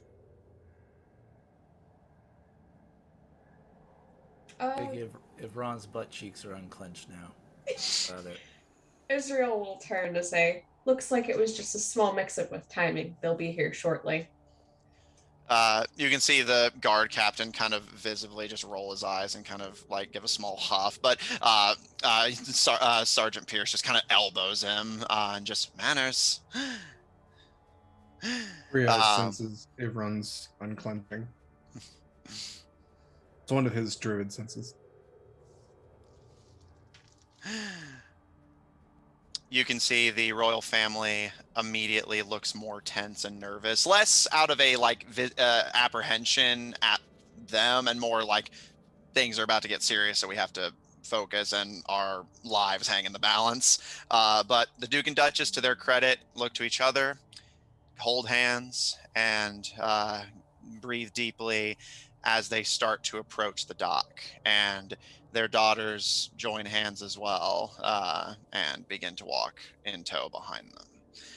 The picture of a dignified royal common folk family. And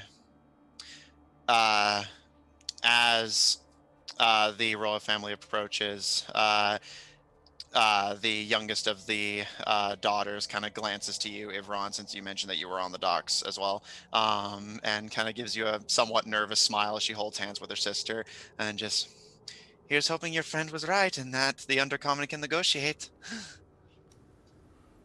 We shall see what the day brings.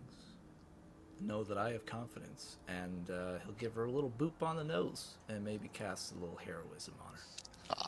She kind of giggles and covers her face, and even her sister kind of smiles a little bit.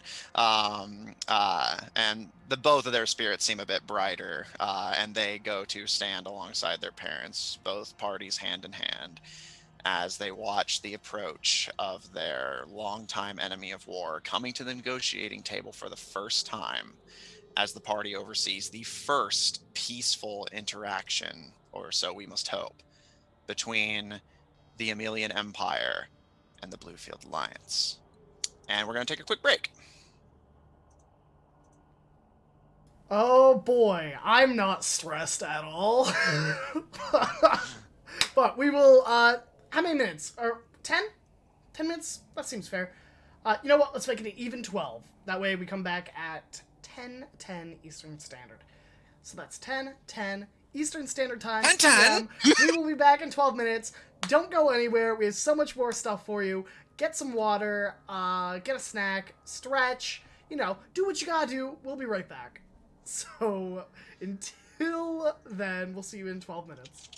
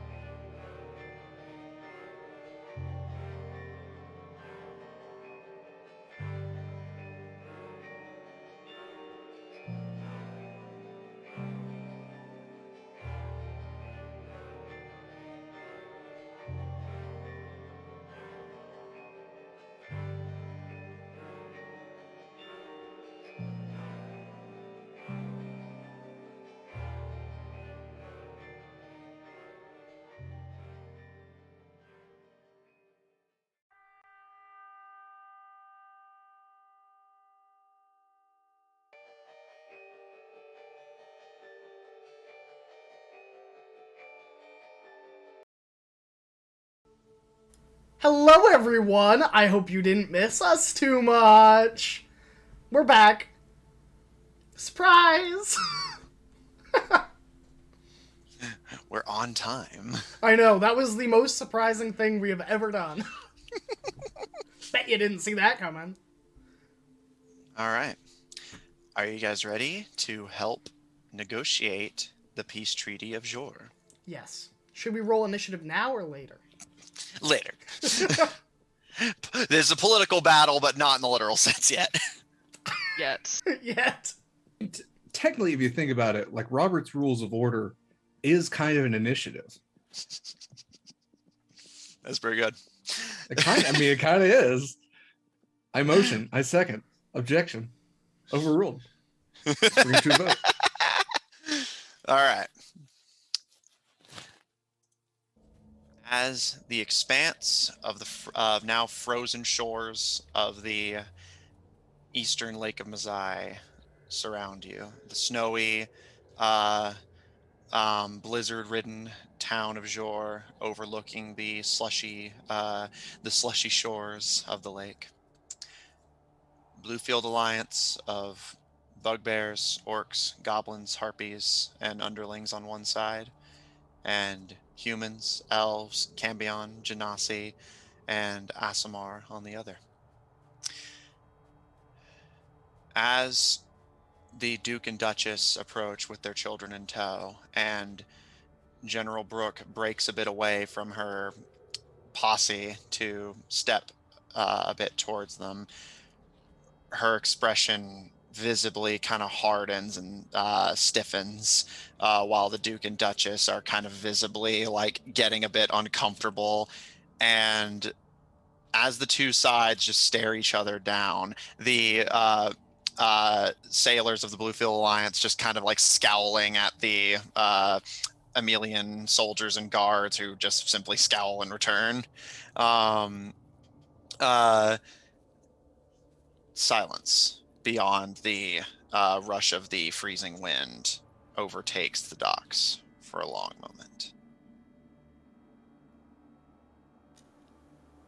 My lords and ladies, come.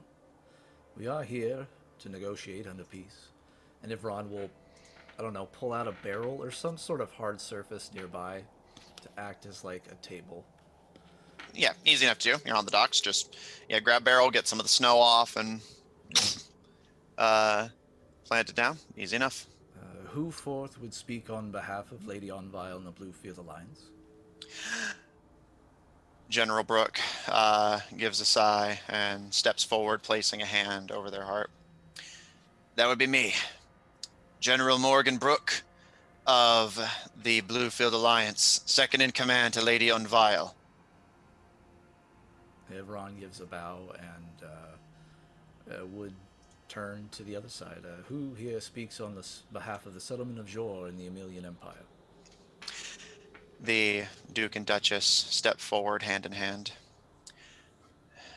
Duke Quentin Quinn and Duchess Marie Quinn of the Emelian Empire.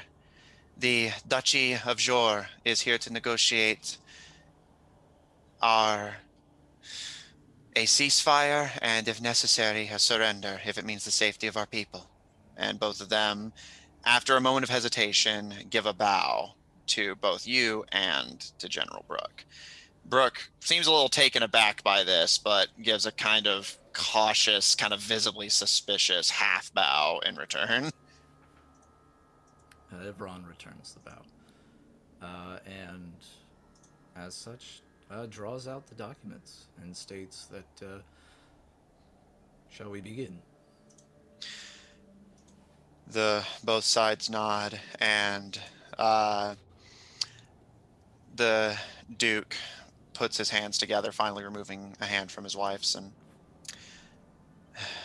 what are your terms, General?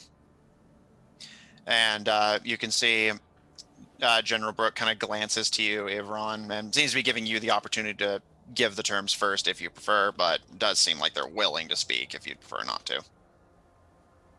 Having drawn out the document, and Ivron speaks much more eloquently, and probably writes much more eloquently than I ever could, though I've done my best.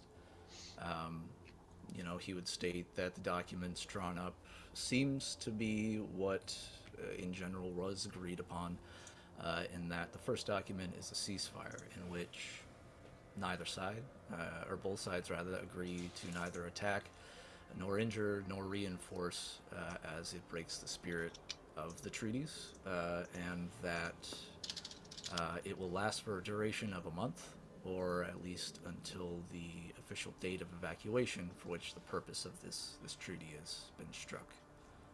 Um, Term for BFA, or like the Bluefield Alliance, is that they agree to allow Jor to function under its own authority for the purpose of the evacuation, uh, and as a sign of good faith, they will not dock or land in, on, or near the settlement of Jor.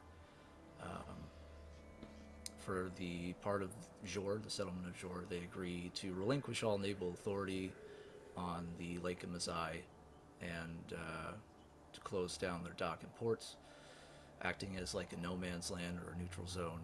And as a sign of their good faith, they are officially sanctioning the use of a blockade. Upon the end of this, upon the expiration of this document, which would be a month from now, or upon the declaration of official evacuation, uh, settlement of Jor will be turned over to the Bluefield Alliance to do with what they will. Though it's not stated um, in the document, Ivron would also bring up the custom, at least within Geharis and Ivron's own people, of political,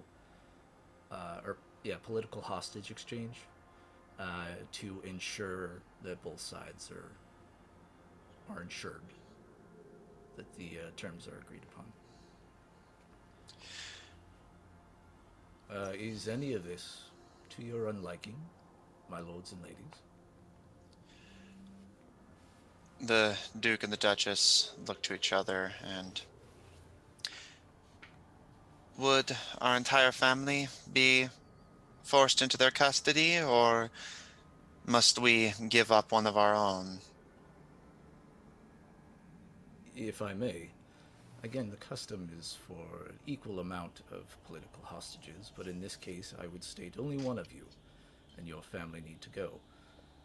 But should you decide otherwise, or should the general deem otherwise, and he looks to the general.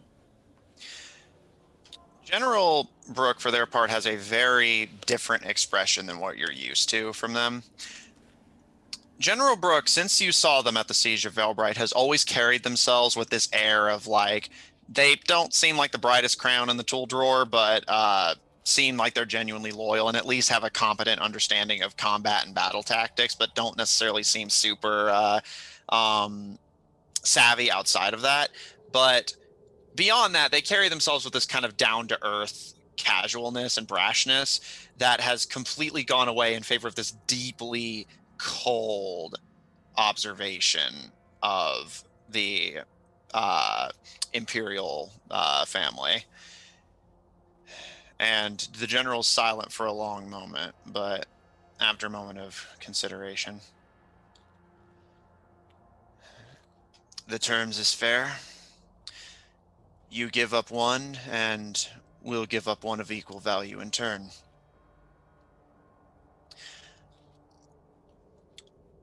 The family seemed kind of nervous at that, and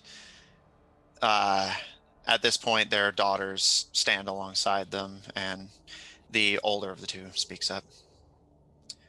Mother, father, it would likely be better for our people if they still had a leader. I'd be more than willing to go on the behalf of our family until the war is over. At this, you can see the Duke kind of perk up a bit and turn to you, Ivron. Yes, at what point would the hostages be returned to their homes? That is, of course, up to this debate. I would put forth until the ceasefire is ended and the settlement of Jor is completely surrendered. But what say the two of you?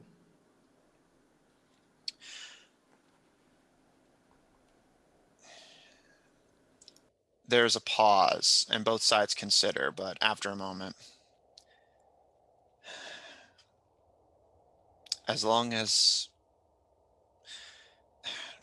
Tata, are you sure? She smiles and holds up a hand again. It's for the safety of our people. I'll do whatever it takes. And besides that, I think it's high time my sister learned to be a proper lady in the time since. And you can see her sister like kind of glare at her a little bit and just, I am a proper lady. And Harris, you can't help but glance again to her still donned in the garments of the Thieves Guild.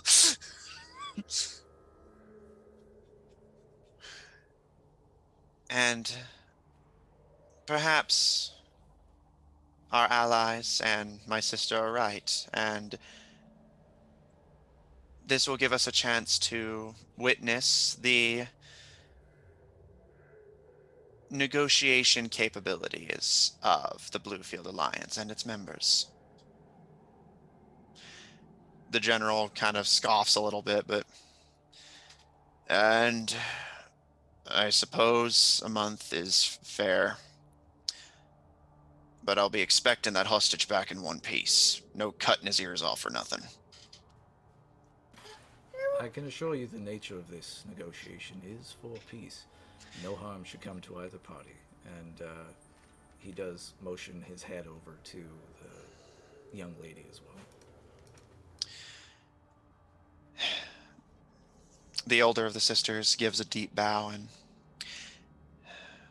for the good of Jor, I am willing to give myself up to the Bluefield Alliance as a political hostage. General, who will you be giving up in exchange? The General Brooke kind of smirks a little bit and reaches a long bugbear arm behind them and picks the underling priest up by the collar and hoists them to their side and just plops them down the whole time. The underling is like, as they place them down. High priest of the underling religion. I think that's just as valuable as one of your ladyships, ain't it? And you can see the Duke and Duchess kind of like, but the older sister holds her hand up. That seems more than appropriate. Israel will lean over and sort of mutter like, they're the ones who control the Navy. To just like clarify the value that they are being given here. They don't look like much, but they are the ones that actually own the ships that are currently in your harbor. Yeah. The Duke and Duchess kind of glance to you surprised, but they when they look back to the general, they seem legitimately impressed. And Brooke, for her part, has a wide smirk on their face as the underling kind of struggles and claws at their claws, but the general just effortlessly holds the little wiggling rat in place.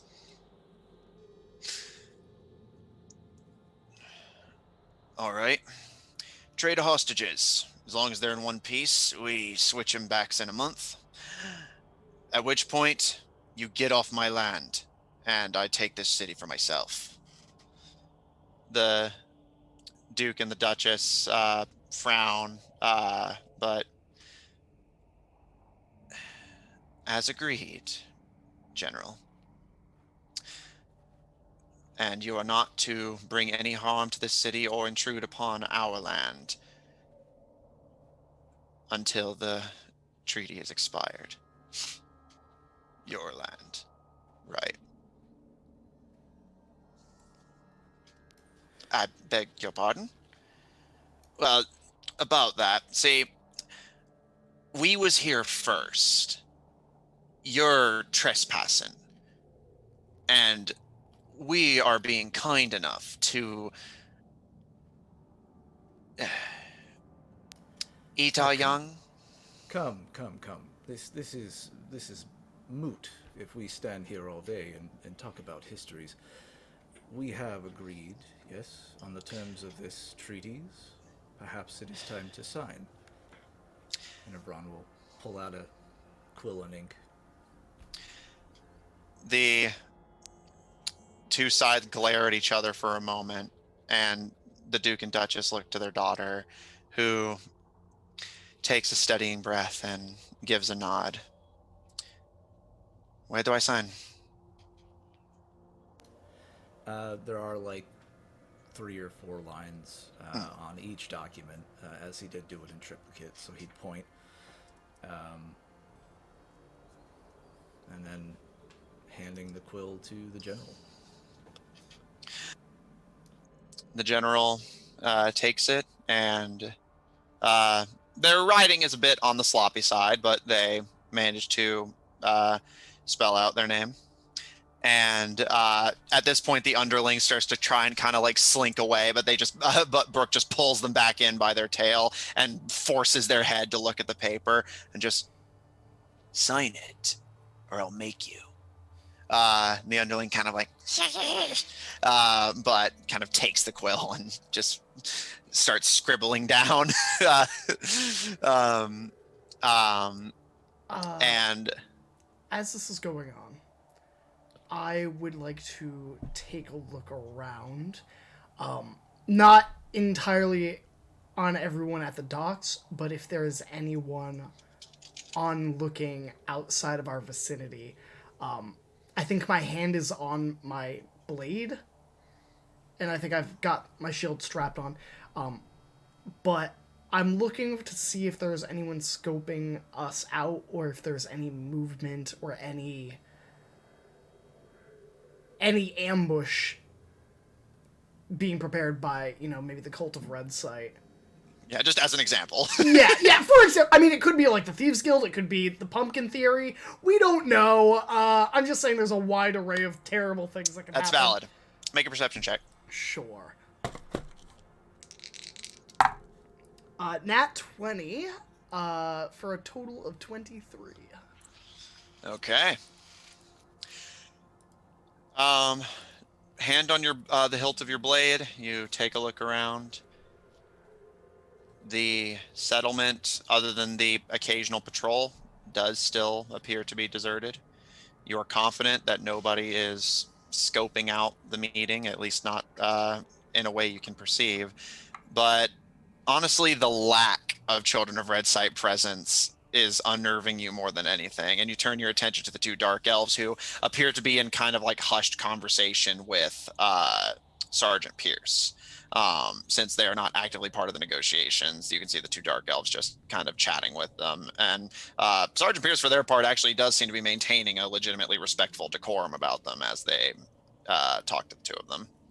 Would I be able to eavesdrop into their conversation from where I am? Yeah, staying where you are, you kind of listen, and just really, spiders of all things. Yeah, it's true. The Arachne, all Arachne were dark elves once. We were never really part of the divine, as it were, but we saw it a lot growing up before we came topside. Huh. Not what I would have expected. Spiders. What were you expecting? Bats? Is it bad that I kind of was? Conversation between the 3 of them actually seems relatively friendly. It seems that the sergeant is just asking curious questions about dark elf culture and seems to be being as polite as they can about the answers. Wonderful. Yeah, then I'm just going to keep guard and let everyone do their thing. All right. Yeah, Harris, as you look around, you are confident that nobody you can perceive is eavesdropping on or plotting something on the meeting. I want to do an insight check if I could and see if any of these people, particularly the nobles and the underling, are not being quite so forthright on if they're actually going to keep to the letter of this. Make an insight check. What does a 16 get me?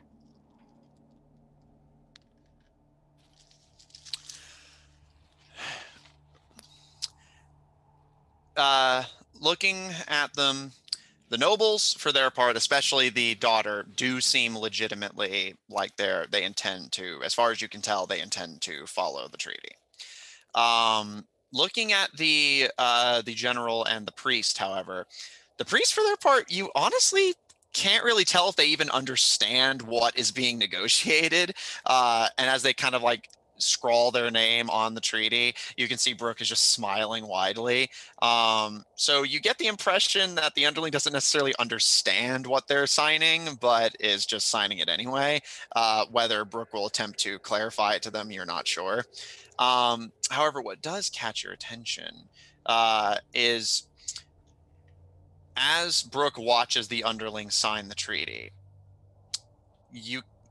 again, I mentioned it earlier, Brooke has always carried themselves with a very direct, like almost brash demeanor, and has been relatively forthright and talkative with all of you, sometimes to a fault. But here, they're watching the underling sign this treaty and occasionally glancing to the nobles with what you can only describe as a very sinister aggression to it. You can't tell if it's just seeing the nobles directly or something else, but something has Brooke angry, but that kind of anger where you can tell something is being plotted, but you don't know what. So it seems like Brooke may be up to something. They, again, seem way angrier than normal, but also way more focused and intense than normal, which is a somewhat off-putting combination for someone you know to hold a lot of sway in the Bluefield Alliance. Hmm. Hmm. Uh, what can my beady little Ganassi eyes see on the boat in the distance? Make a perception check. That will be 13 plus, was it 4? So 17. Looking at the boat over their shoulders, the crews appear to be watching, have stopped their ice picking work for now to just watch the negotiations. You can see the harpies perched on the bell, and the goblins, orcs, and underlings just kind of leaning over the side. Obviously not able to hear anything, but just watching to see if like a fight breaks out or anything. While they are watching intently, nothing about it strikes you as odd.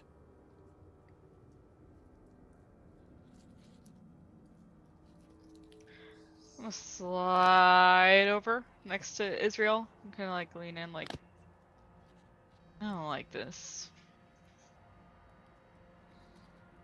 Which part?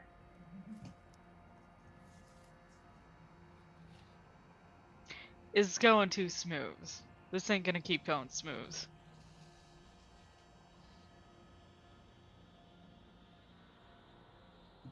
Like, how not smooth are we talking?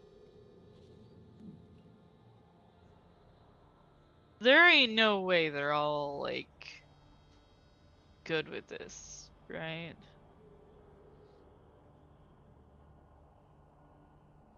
I mean,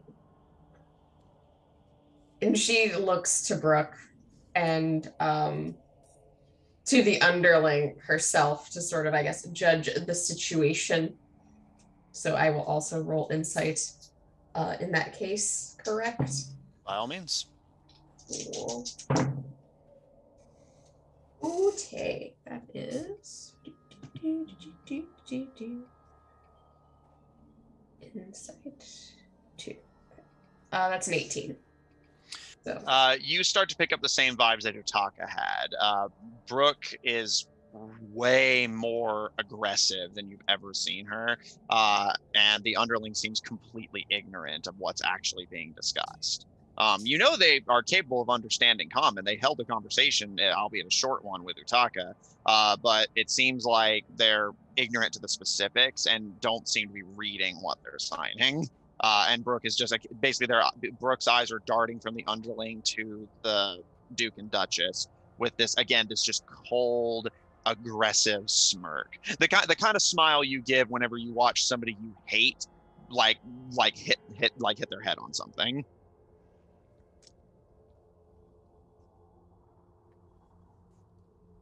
I'm gonna pass along the vibes to Ivron. Subtly, mind you.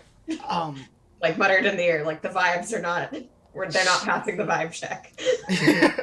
With our knowledge of the underlings, because Harris doesn't see anything wrong happening at this point, how much of a threat would this underling potentially be as a hostage?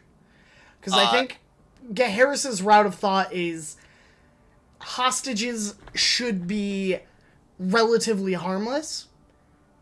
This is not a harmless person being hostaged out. This is someone with magical capabilities, a knowledge of plagues that, Harris is thinking, this person could infect people with a plague just by being held hostage, and then when they leave, they're going to bring this to the Emilian Empire's armies.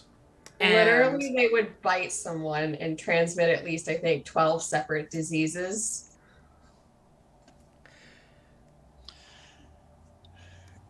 Harris, make me a history check. I'll give you advantage. Sure. Because you've done a lot of lore checks on underlings before, and you've passed most of them, so I'll give you advantage. Oh, well, why, thank you. I appreciate that, because the first roll was a nat 1, so... so dodged a bullet there. That is a 17.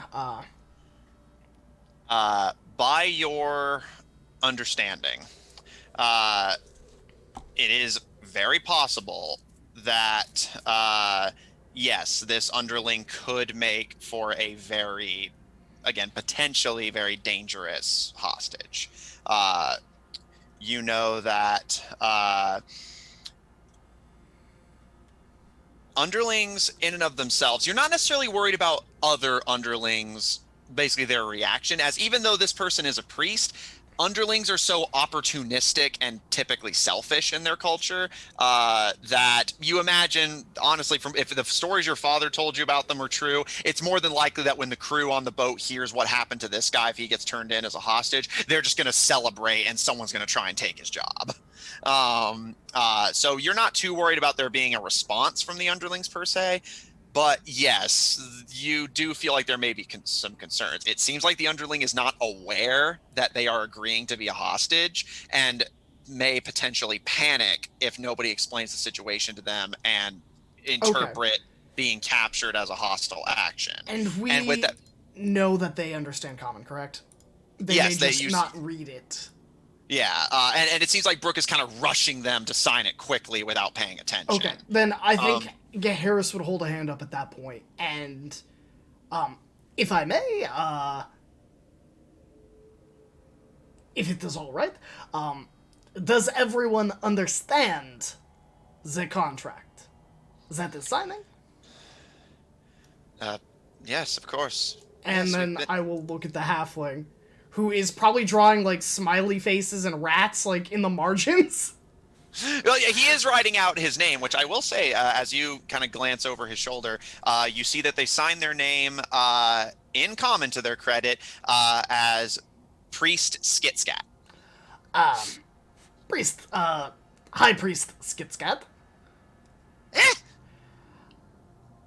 If it is all right with you, I just want to make sure that you understand what you are agreeing to. So, you are going to be a guest of the people in this city for a month. Why? Because that's the end of the month. They are going to evacuate, and the city will be all the Bluefield Alliance and yours. So, you are agreeing to not hurt them, or not cause problems for them during your time. You are to treat them with the utmost respect.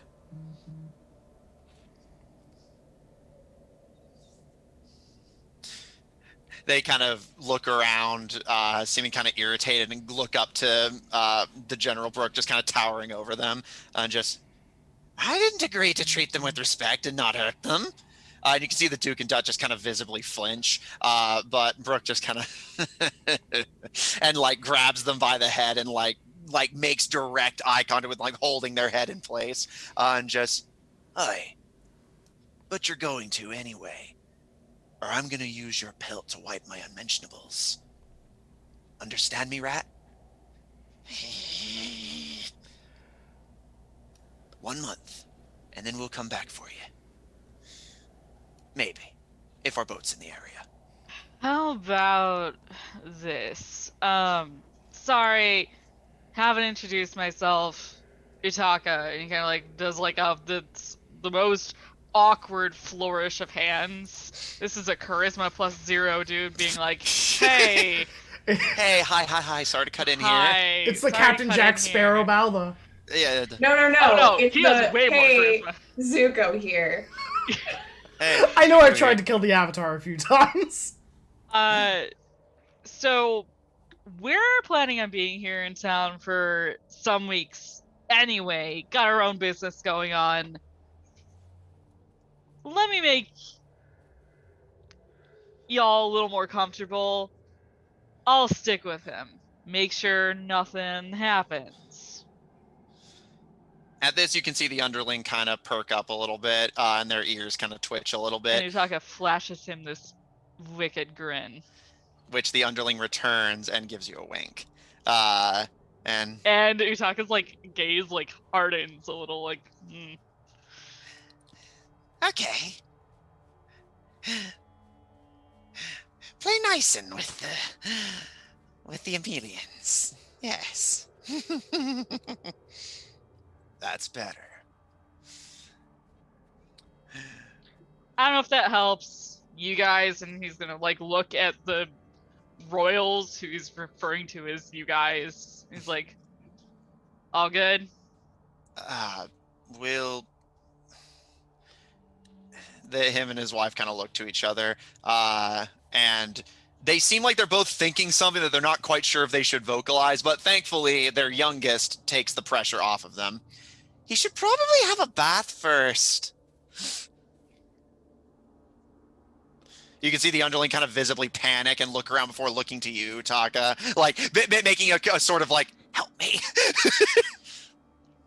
Does anybody have a prestidigitation handy? No! It's I okay. mean, I don't see the fucking I've worked problem. way too hard to raise And- these fleas!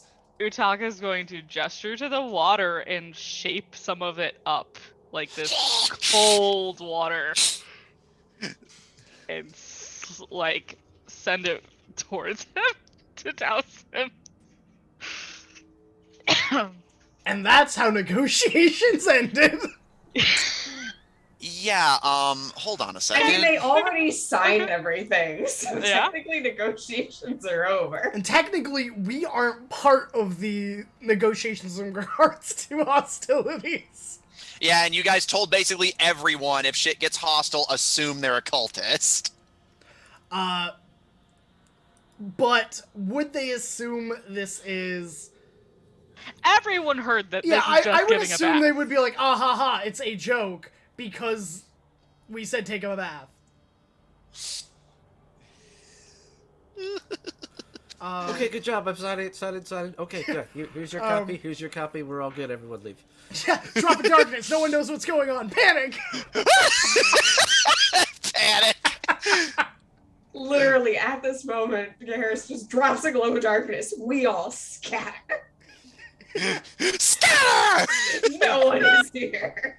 Nope. That's how you find out who's the barbarian in the negotiations. You drop it, the one person swinging at nothing in the middle of it. You know, we created peace, and then we pieced out. Yeah. Honestly, we're going above and beyond the Call of Duty. It's true. Think of it as a peace smoke bomb.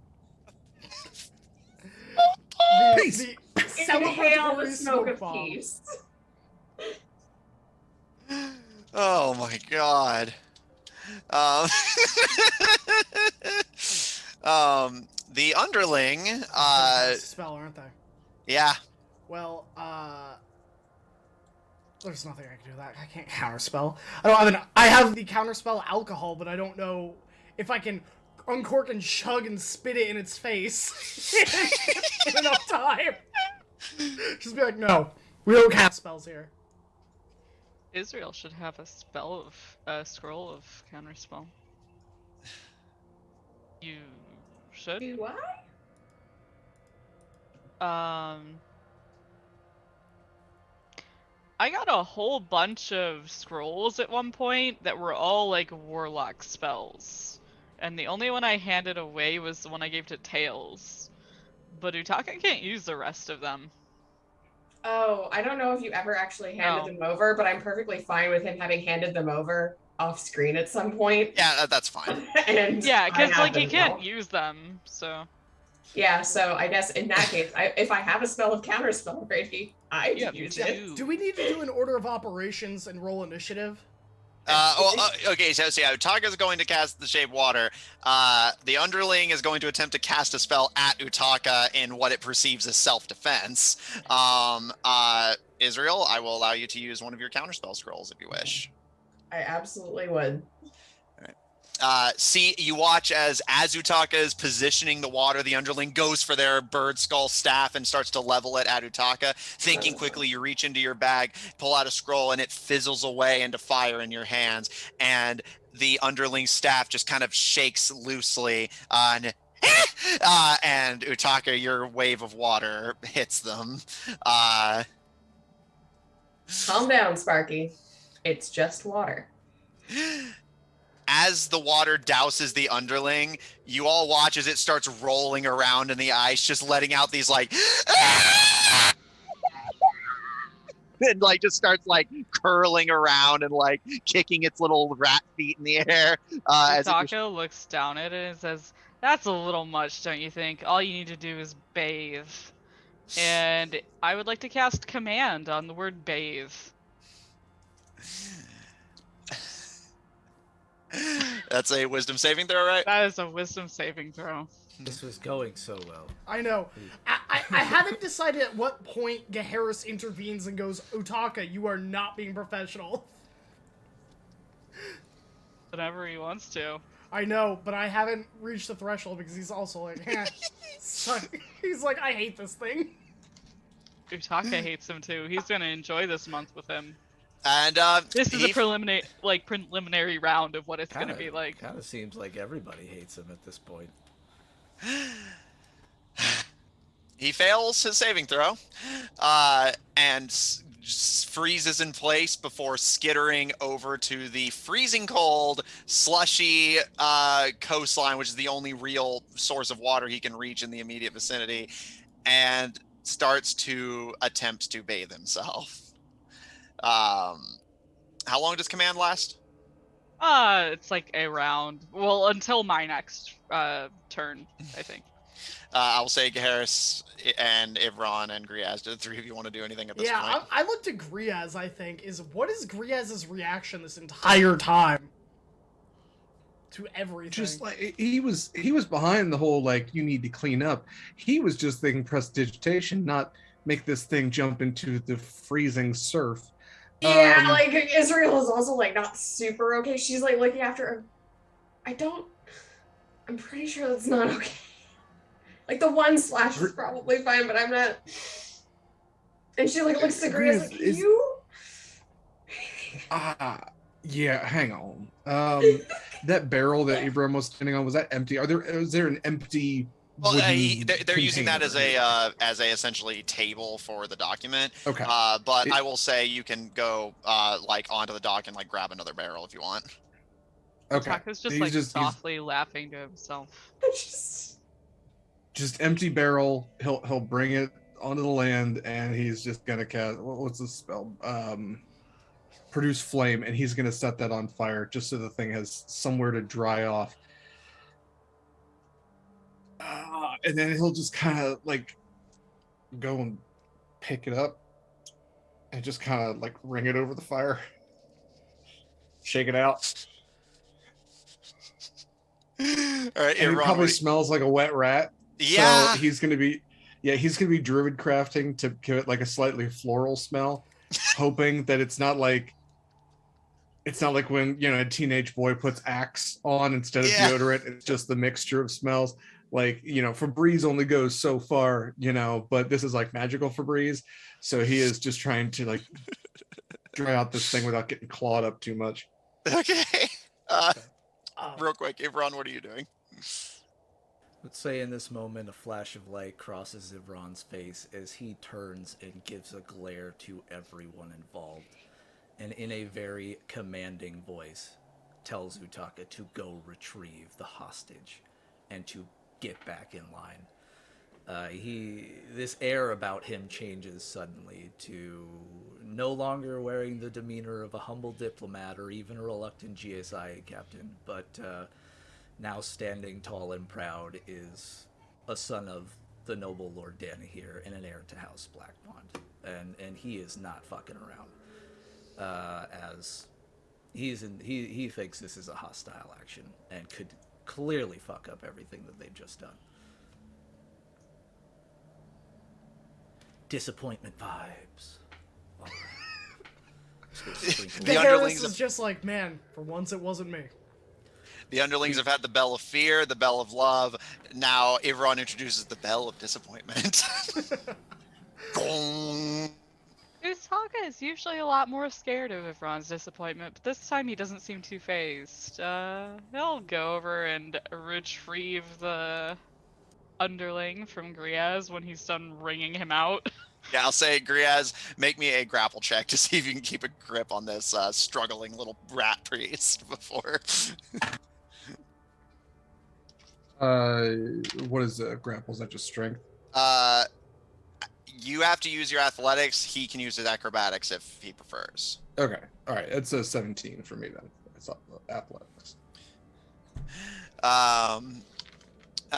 As you light the barrel of flame and start to approach the underling, as you try to hoist them out of the freezing cold water, they kind of slide out of your grip and start kind of clawing and biting, not actually finding any perches as they just kind of fall to the ground, but you definitely know you're not gonna be able to grab them without getting bit. And they kind of go on all fours with the staff still in one clenched fist and just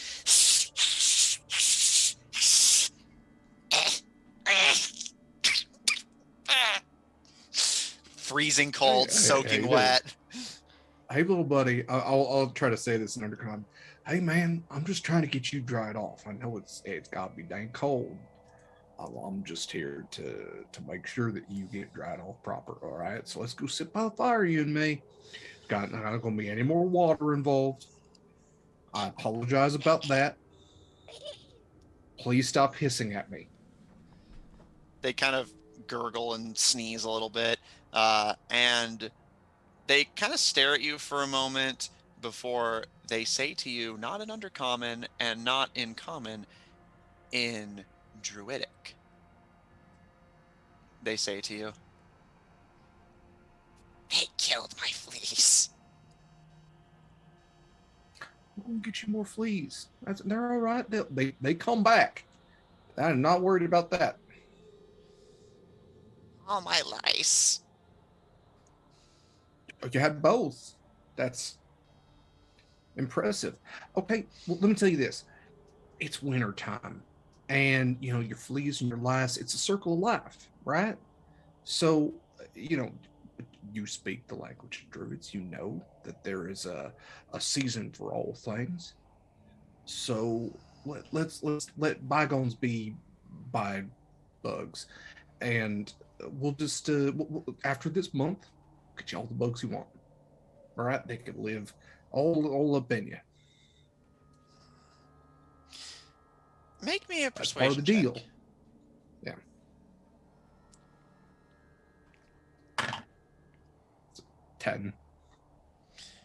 They kind of, again, sneeze a little bit in the cold, and as they approach your flaming barrel, still just kind of wiggling themselves and kind of occasionally hissing at you, they just kind of grumble to themselves, and you can hear just a slight mumble in Druidic of just, "At least I still have my parasites." At least. You want to wipe the accumulating snot off of your face? Because that is going to crust. Don't pull it back in. I'll say Utaka about this time is when you approach, and the underling looks at you, and again, it's that gaze of more of a cornered animal than anything. And you can see they're seriously contemplating trying to cast another spell at you. He's gonna give him a nod and say in halfling, "You're looking good, huh? Praise Ninkoim." They level the staff at you as they rise to their feet, their clothes still soaking wet. They don't cast a spell, but they Like just holding level the his staff hands at you. up, like, And say back to you in halfling, "Don't you dare speak their name when you commit such sacrilege on one of his own."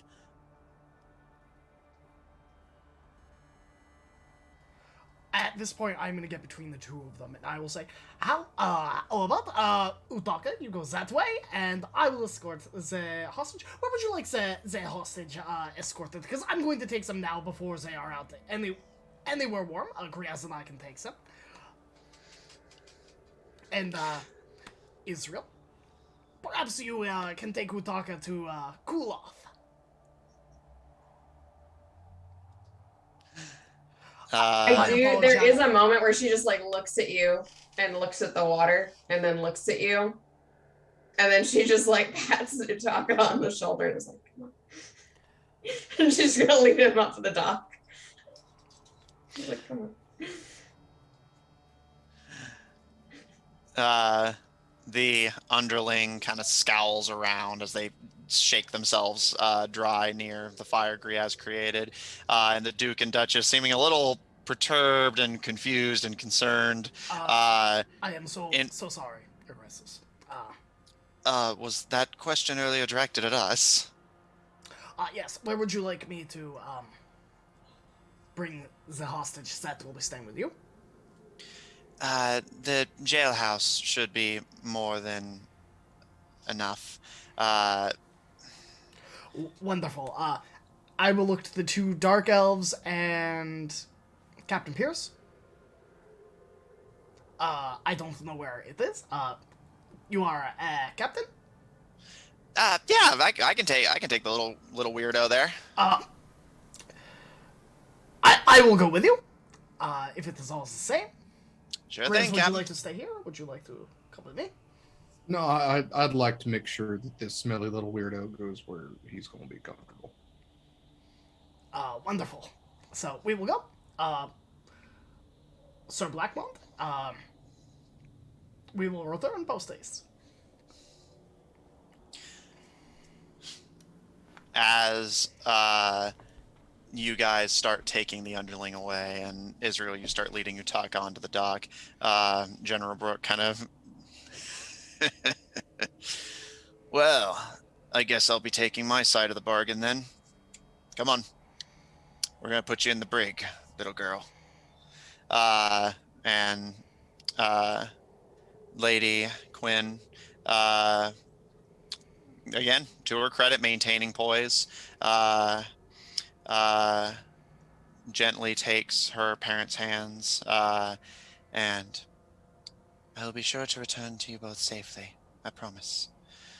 And the two bow and be safe, please. Make sure you come back.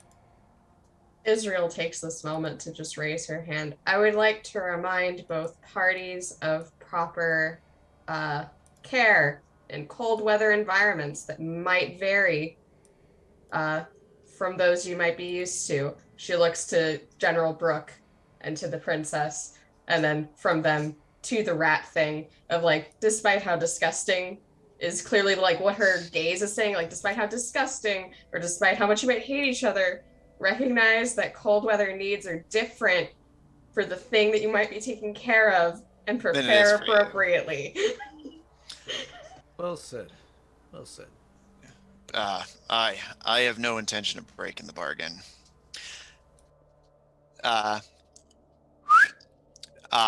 The orc and goblin step forward. Escort Lady Quinn to the brig. And Quinn looks to her sister, and the two share a hug. The youngest visibly like hugging tighter and seeming very like scared for the first time since negotiations really started. And just, are you going to be okay? I'll be all right. What if they don't keep you warm? What if they don't tend to your needs like Miss Israel said? You know I'm always fine in the cold. I'll be all right. And she gives her sister a little kiss on the head before turning to the Bluefield Alliance. And very well. Would you two be so kind as to escort me to your ship? The orc and the goblin kind of silently nod and begin to take the eldest, Quinn, to the fleet. As members of the negotiations begin to part, there anything else, Captain? Ivron, for his part, signs all documents and will. I don't remember if I said it, but he like lit a candle, temple wax. So he's going to use his signet ring to seal the documents and hand each a copy of their treaties. I would say handing to Lord Quinn or Duke Quinn. He would also, I'm not going to say sneakily slip his correspondence to the Hell Knights, but he's given him the correspondence to the Hell Knights as well. As Okay. he feels he could probably get it to the Amelia City a lot safer than Ivron. Okay. As you're passing back the documents, you can see Duke Quinn kind of curiously glances at receiving two, but looking to you, seems to be choosing not to comment on it for the time being. And this was not mentioned in the terms, but what if either side should fail to uphold their end of the bargain? Do we simply return to state of affairs as they were? That would seem likely, yes, my lord. War will continue, and everything that we have done here will be for naught. Understood. Just making sure everyone is on the same page on that.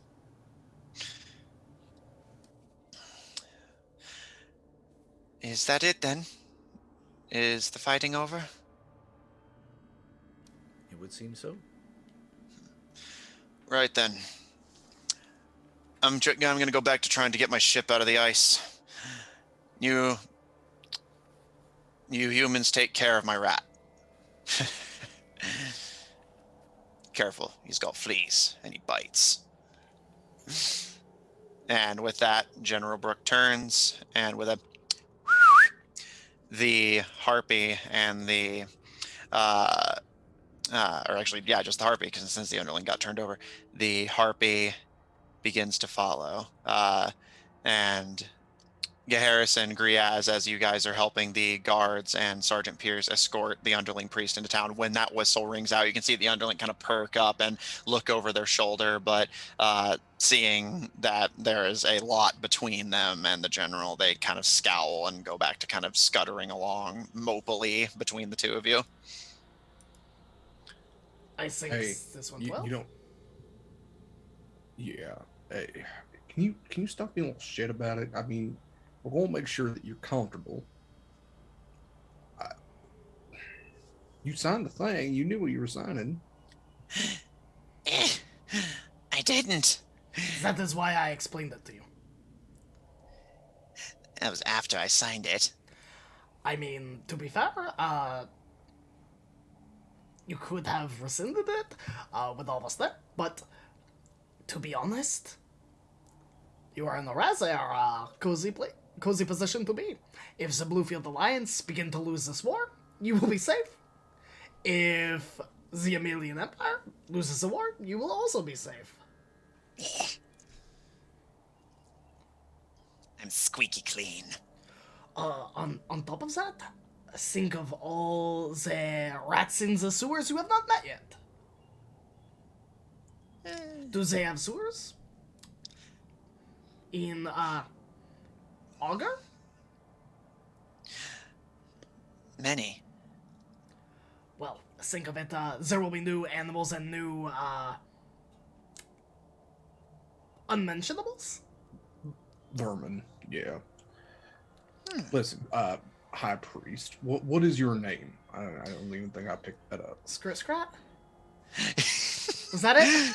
You're That was close, out of game. actually. I was like, what? Our name is Rickle Shims. Scrit Scrat. Let's just name Jellico Cats and see if we can get close. No one knows what a Jellicle cat is. Or what it Uh, is. Excuse you, I know what a Jellicle cat is.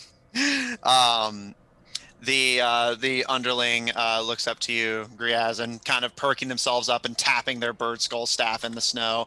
Which, by the way, the snow easily comes up to like their chest, so they're kind of like rowing themselves kind of through it. But they kind of tap their staff against the snow and. High Priest Skitscatter, Oath of the Plague Doctor, member of Brood Scourge. Skid Scatter, you like bugs and vermin, right? Of course, they are our closest connection to our creator and ancestors. You don't follow Nicola? My people follow the pantheon of pestilence. Ninkalim is but one face. That is so interesting. After all, we are you familiar with a temple to Nicola? It was run by halflings. By a big marsh. It is Vermin Hollow. But Vermin Hollow, the Underdark Cavern. yes, for some reasons there were dead drows there. Would you happen to know anything about that? The halflings of that church stole our things, stole our artifacts to the Plague Doctor, and claimed it for themselves and their god. What artifacts? If you don't mind asking, perhaps we saw them. The armor of scorpions, the vermin shroud, the hat of vermin, Oh, we did see the hat. the spider staff. Didn't see that. Oh, I'm lying. Like, but I not don't gonna make remember you- what happened to it. Papillon still has it. Oh. And then I And definitely would lie about it because I don't want Papillon to have to deal with this gremlin. Papillon's close enough to this gremlin as is. Yeah. Persuasion or... Yeah, go and roll me deception. Yeah, that's 27. They breeze right on by without questioning it. Yeah. And the insect staff, and our statue of the great fly. All of our things they stole. I see. Well, that is very, very unfortunate. If they are on the same pantheon, why would they need to steal it?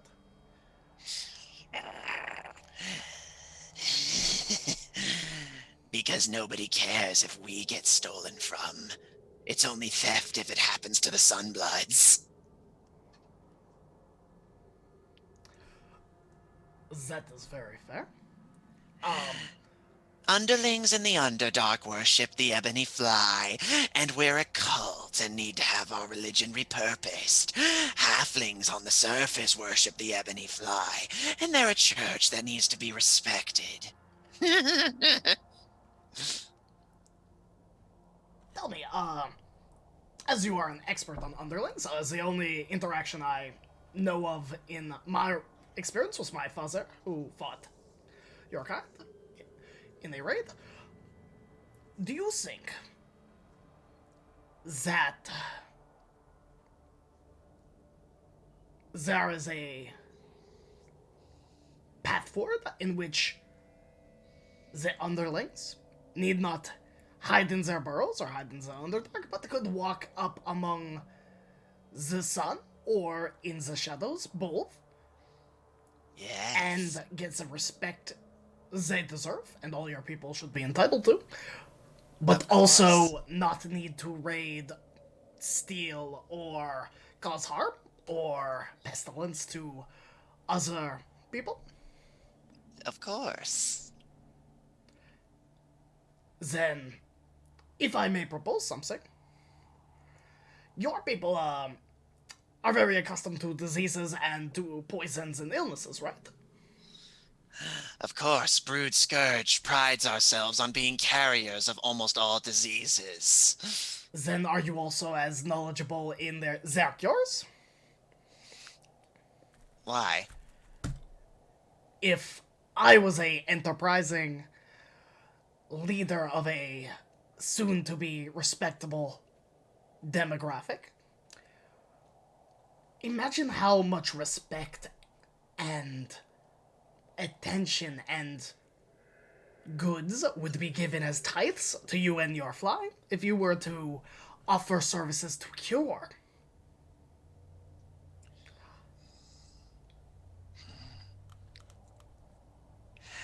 Why would we go against our god's wishes in order to Because worship him?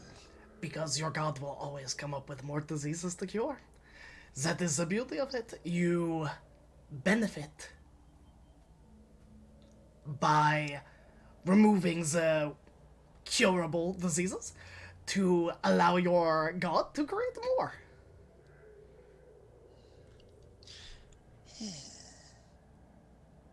They do seem to be kind of pausing to consider, but...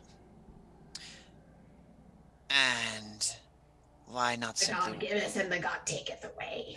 Yeah. Why should my people not do as we are and wait for the judgment to be upon the Sunbloods?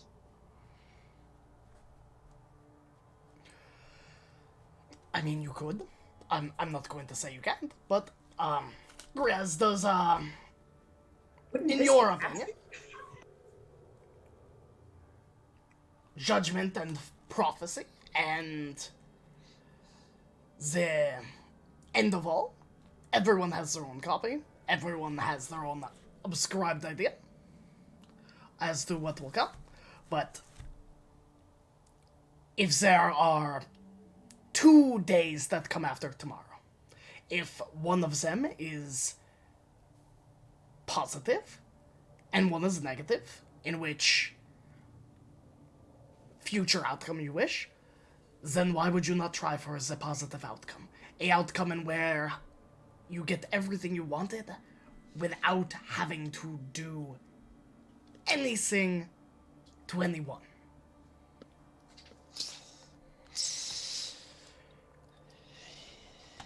Listen here, scribble, scratch. Whatever the hell your name was. Bottom line is, I fully respect your zealotry. It's honestly, it's kind of impressive, really. There's a lot of gods, you know, a lot of them. And when it really comes down to it, yeah, just like my friend Harris said, lot of endings to this particular story. You know, you just got to go day by day. And yeah, why wouldn't you? Why wouldn't you take a good opportunity? The plague doctor helps those who help themselves, or infects those who infect them. You get where you're walking down the same path, right? Think about proliferation. You know, diseases are able to thrive like wildfire when there is more to burn. So if you already have fire everywhere, you're not going to get a better fire out of it.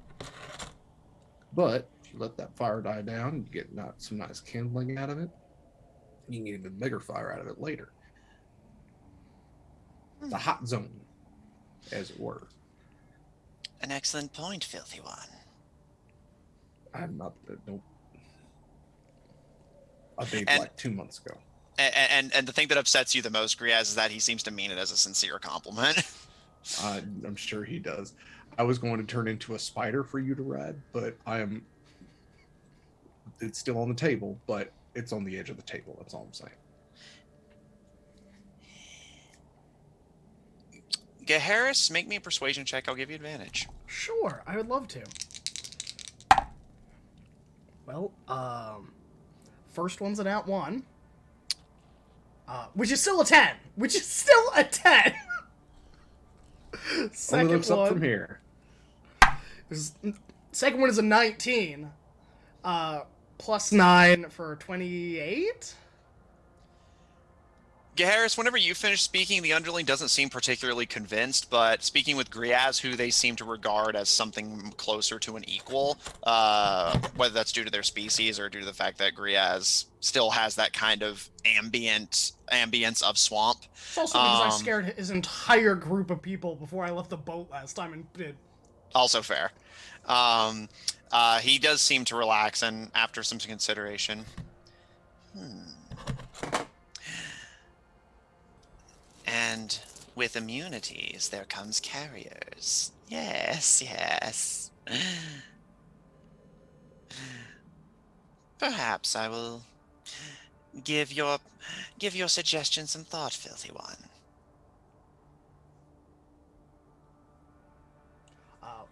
Look, we are here. Wonderful also talking, and now we are here. Thank God that voice was driving me insane. Do you want us to just take him off your hands? Relax, we're not going to let anything happen to him. I'm assuming it's close enough to regular halfling requirements. We'll make sure that they have some company, and should we get them cleaned up? Because I would recommend. I think this is as good as this gonna get. Yeah. Right.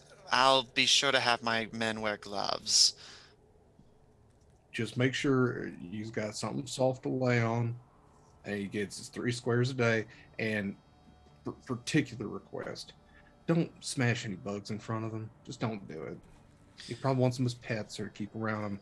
It's gonna stink a little bit. You just cover your mouth. Try not to vomit. Of course. Thanks for the heads up.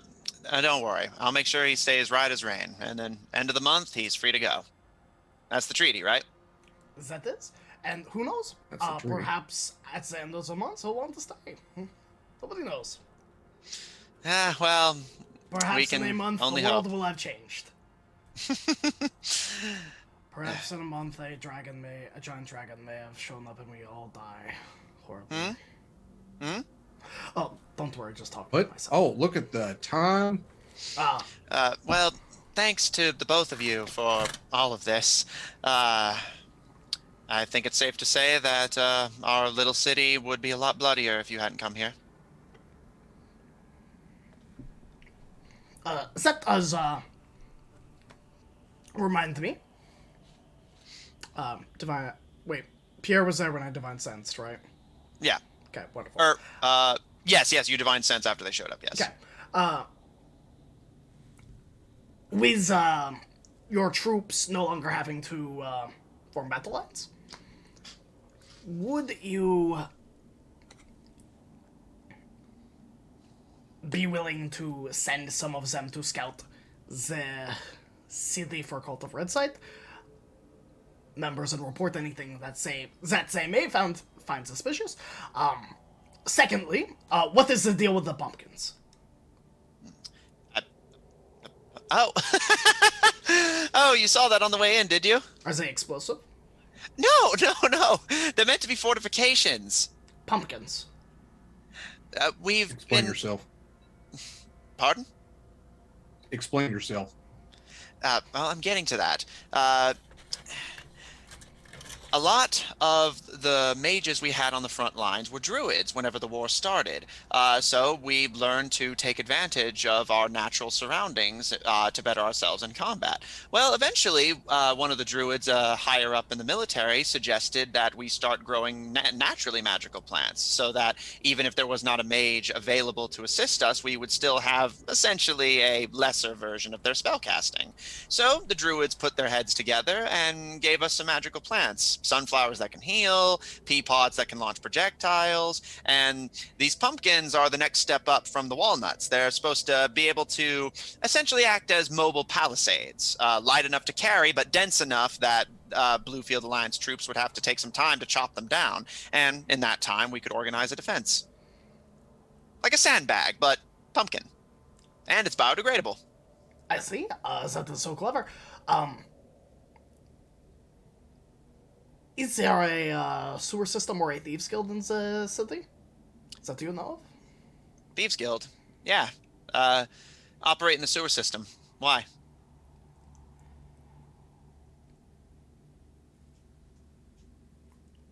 There, the princess, I believe, was no, sorry, not the princess, Hanging out the in the lady. sewers, dressing as a thief? Yes.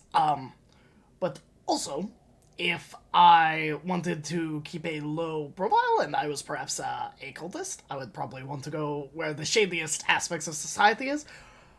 That stands to reason. I'll make sure the Thieves Guild is informed to be on the lookout. I doubt they'll let us interrogate their members. Certainly would look bad, but I'll certainly make sure that they Could you try arrange and a make. meeting? I would very much love to meet them. It's certainly possible. Might take some time. They're probably going to be holed up in their hideout with things being so cold. It could be days before the sewers are unclogged enough for us to get down there. I should be here for a few days, so that is perfectly fine. Yeah, sure. Yeah, I can try and arrange something for you. Also, is there a magic shop in town? Like magic items. That will be correct. She kind of thinks for a second and yes, yeah, there is actually. Um it kind of comes and goes, but I believe the owner's in town. Should be just up the road on the should be the north side of town. It's towards the outskirts, lives near the fleeting forest. Again, the owner kind of comes and goes, but I believe he was in town last I checked, and with the blizzard, he's probably not going anywhere. Wonderful. Last questions, and I will get out of here. No worries. Happy to help. What's up? Are there any skilled chronomancers in town? Chronomancers. Yes, the time magic people. No, yeah, just that's rare. Any particular reason? My reasons are my own. Suppose that's fair. Unfortunately, I'm gonna have to disappoint you on this one. Chronomancers, true, real ones, are really rare. Uh,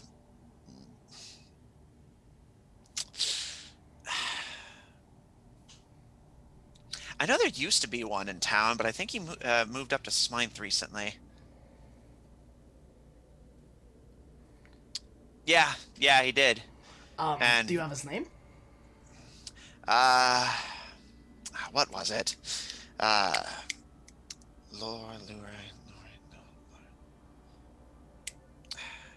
Sorry, it's been years Quite a since lot I of last time, thought I of bet him. the wizard probably would have laughed at that. Yeah, that's a fair point. Um, Ladoru, that was it. Thank you for all your time. I appreciate it. Uh, Seriously, thanks for everything. And she looks to you, Grias. I'm sorry if what I said was uncouth. Uh, All I ask is that you learn and you don't stay the same person. Because that person had some shitty opinions. yeah, I didn't mean anything by it. I don't tolerate any sort of behavior like that among my men. At least the ones that aren't up in the castle. Can't really do much about that. But for what it's worth, and the eye patch she's been wearing, she flips up. And rather than the bright green eye, you see a bright golden one with this kind of hazy looking pupil, which you recognize to be the same kind of eyes that the underlings have. And she gives you a smile, and I know a thing or two about people making unfair assumptions about you. And I may not have it as rough, but I do get it. And she puts the eye patch back down. All right then. Well, we'll start somewhere. Just important we won't stay there.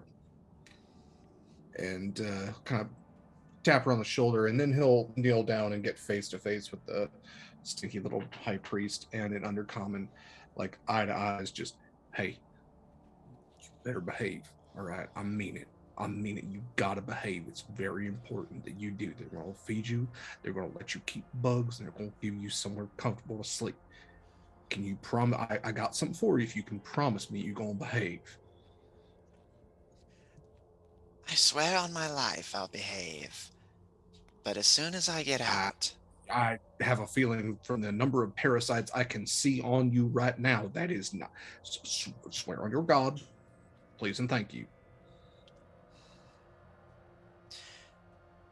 I swear on the Pantheon of Pestilence that I will bring no intended harm to the common folk of the Emelian Empire.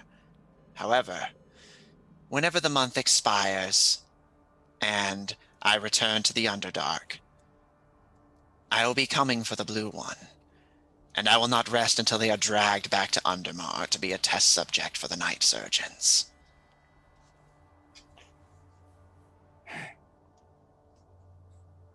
Well, then I look forward to seeing you in the future. Same to And you, filthy one. I will boop him on the nose with the druid craft and give him a little gunk stink.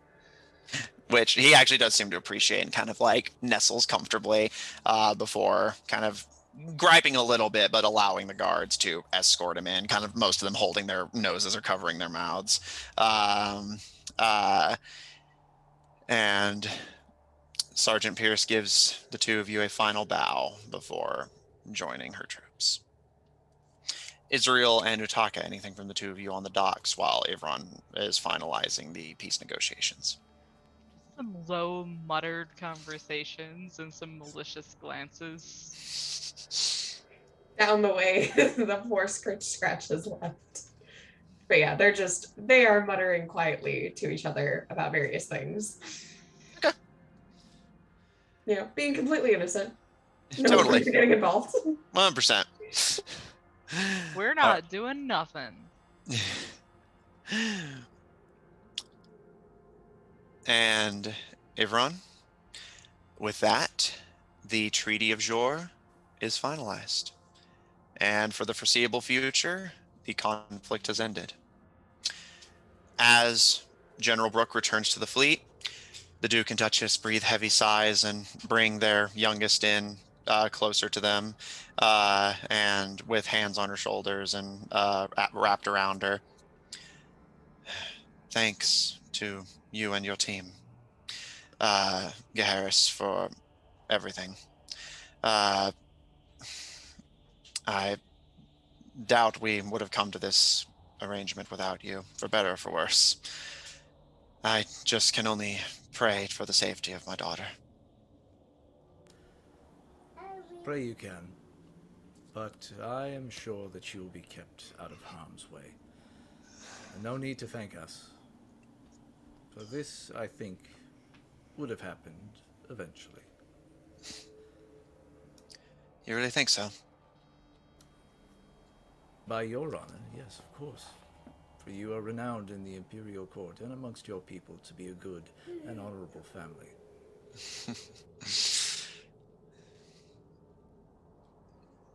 I suppose we are. But chalk some of that up to there being things they don't know. Perhaps. But there are other things that need to be attended to. Of course. And if you would seek my advice and my guidance and my strength, I will help you move your people out of Jor. Of course. Yes, thank you. Forgive me, for we have not formally been introduced. I fear that you have been misguided. And while I do beg your pardon for the deception, I also ask for your forgiveness on behalf of my brother. I am Sir Ivron Blackmont of the Barrow Den. Well, then let me introduce myself properly. And he holds a hand out to you. Duke Quentin Quinn, it's a pleasure to get to meet a Blackmont in the flesh. The pleasure is mine, and he takes his hand. Duchess Marie Quinn, much of the same. I've heard good words about your family, especially your father. My condolences. I appreciate that, madam. And he takes her hand and gives it a courteous kiss and a She smiles and gives you a low bow. Thank you for everything, Captain, and extend our gratitude to your team as well. Come along, Gwenton. I think it's time we return to the palace for now. With any luck, Angela will be returned to us soon. We can only hope. And no visiting that strange little rodent creature in the prison. Gwenton, do you understand me? Like Gwen kind of pouts a little bit and just, do you think he really has parasites? I Israel, think, we know he has parasites. what He kind? stated as much. And she just shrugs at what kind. It's like, do I look like a pathologist? Like, more than one. He looked so much like a halfling. It's very different, Gwenton.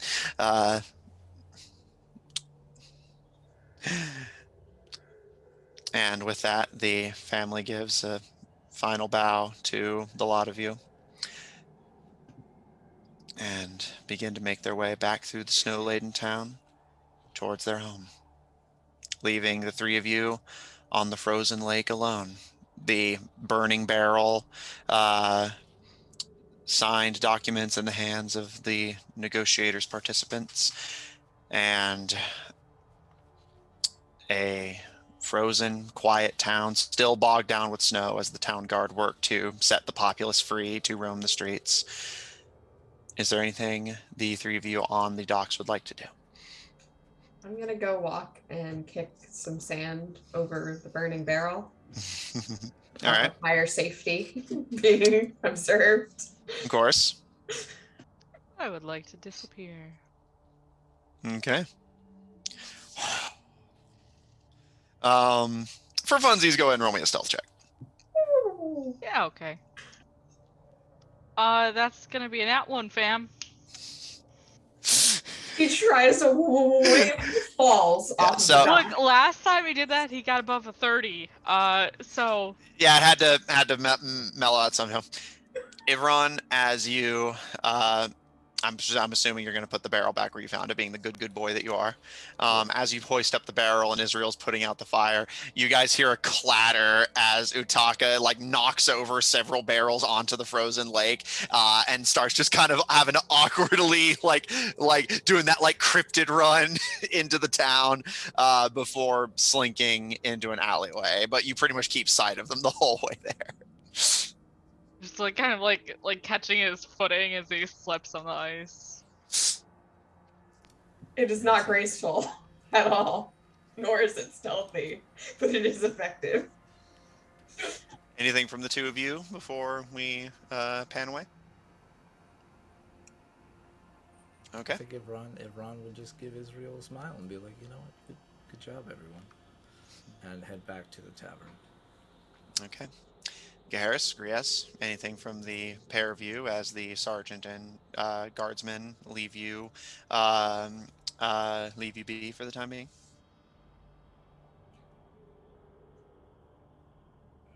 Yeah. Hey, heads up on one thing. I guess Utaka has now made another mortal enemy that is swearing vengeance and drag him back to the Underdark and make him a test subject and everything like that. So we got about a month plus until we have to worry about that. Heads up.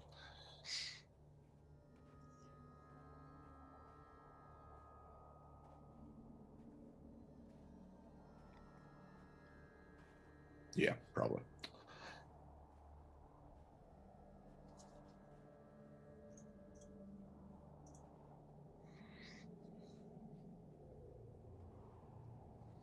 No, I just think he needs to grow up a little bit. And he will. He is.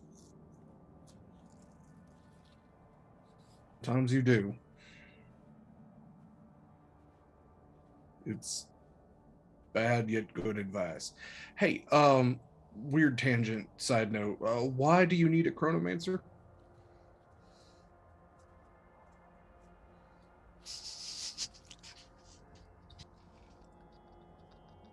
Okay. So you're looking to time wizard our baby dragons? Um,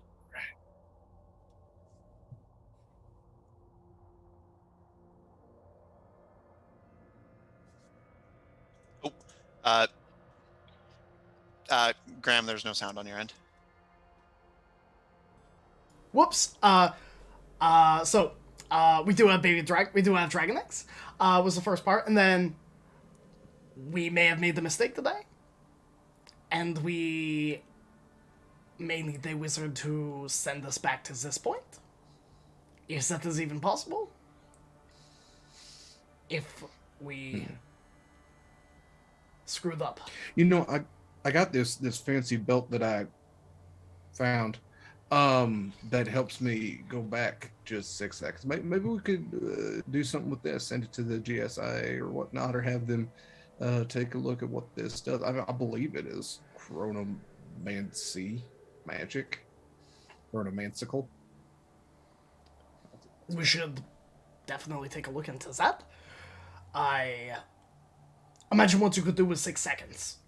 If the Cult of Red Sight ambush us while we're at the tower, and in a opening round of crossbows, kill 4 out of 5 of us, as long as you're able to turn that belt, we have 6 seconds of warning. Well, that's the other thing. When I tried this out, it only affects me. So you go back 6 seconds. It undoes whatever I did. 6 seconds. But everyone else is still in the current time. Yeah. Oh, so you don't go back 6 seconds. I think it just rearranges my molecules. So that's a funny word. It is. I have no idea what it means. I heard it somewhere. Probably Melvin. Yeah, you hang out in bars long enough, you hear funny words like molecule and disestablishmentarianism. And I'm out of spell slots. I'm out of spell slots. Hey, do I smell? No more than usual. That is an honest and telling answer. Thank you. I mean, you don't smell bad. You just smell how you usually smell. Musky and woodsy and...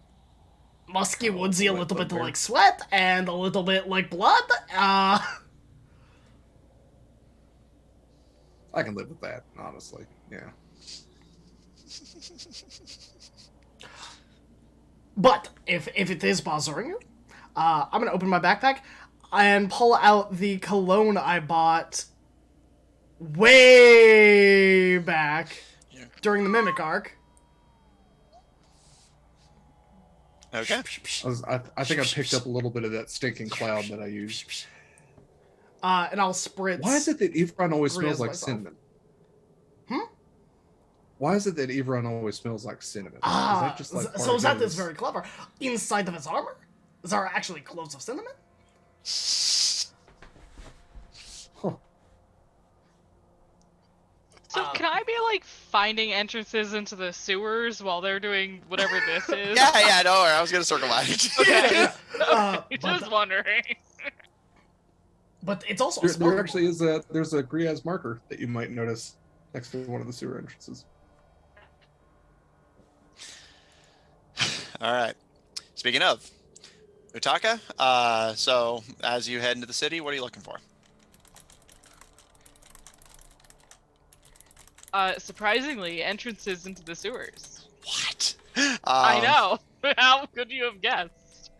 All right. Roll me an investigation check.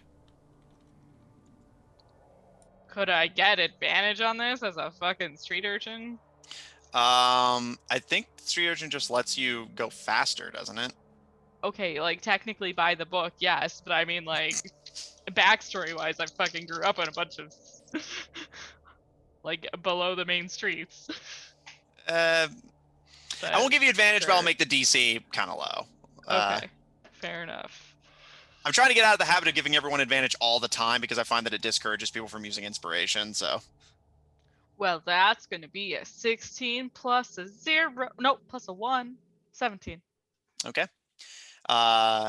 As you make your way to the center of town and you start walking through the again, not really canals, but just the little aquifers that are between some of the streets. Checking the sides where the sewer tunnels exit out into the mouth of the river. You see quite a few marks, one indicating a animal pit fighting ring. Again, this is all in Thieves' Cant. An animal pit fighting ring, a place where narcotics are sold. You see a unusual one you're not really familiar with that appears to be somewhat a bugbear hand surrounded by fire. No, I'm familiar with that one. Yeah, I was gonna say you've only seen that one once before in Nightmare. No. Has he used it? Has he used it since then?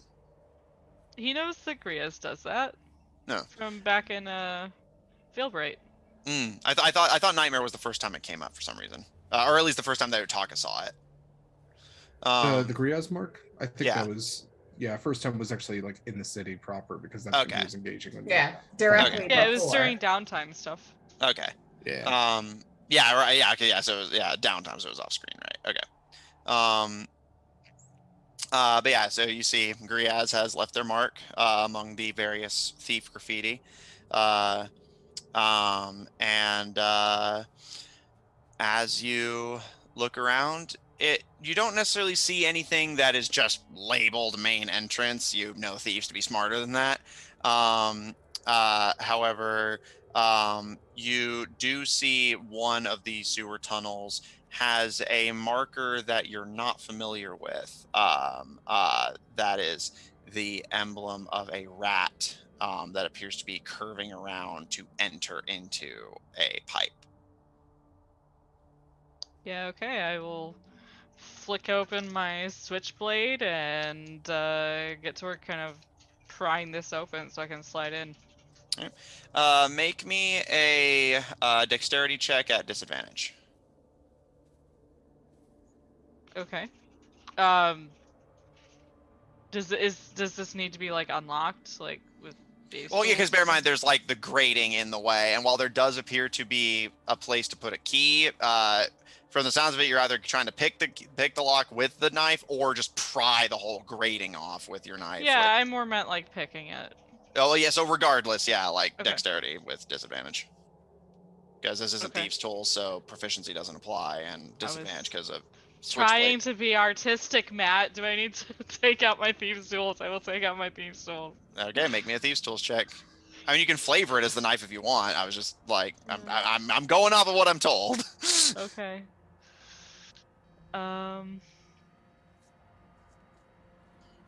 Well, I don't know. Either way,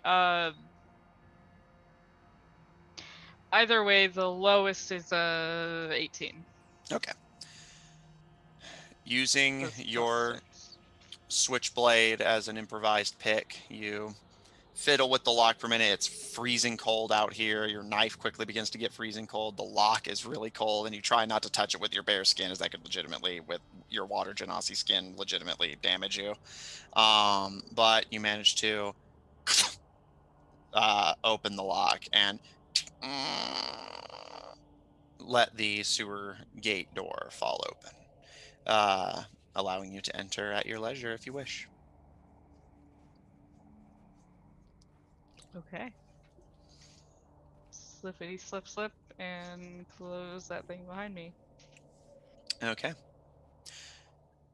As you make your way down the tunnel, the freezing cold begins to gradually ebb into a unseasonable, kind of off-putting, humid, and cloying warmth.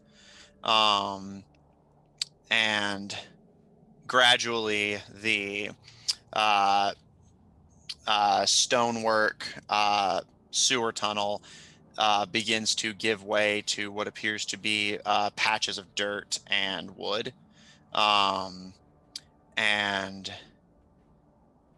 it's not long before you find yourself in deep into the sewers now in what appears to be an odd array of wooden walls that are like tied via ropes and pulleys to the ceiling of the sewer cavern. Judging from the slight puddle at your feet, this appears to just be essentially a sort of chamber gate for the sewer system, much like the ones in Salemo where you fought the Mimic Queen, or the Mimic Parent, rather. Um, uh, and at a glance, you don't see anyone, but this is the first sign you've seen of obvious, like, people being down here.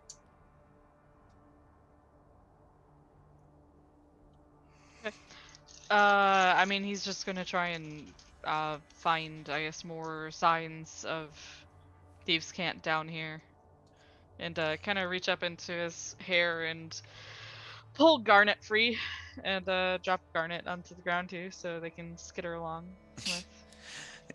Garnet skitters along, kind of half swimming, half crawling as they move along. I will say, as you, because again, things start to get a little confusing in layout down here, make me an investigation check. However, because you speak thieves' cant, I will give you advantage. That's a whopping 11 with advantage.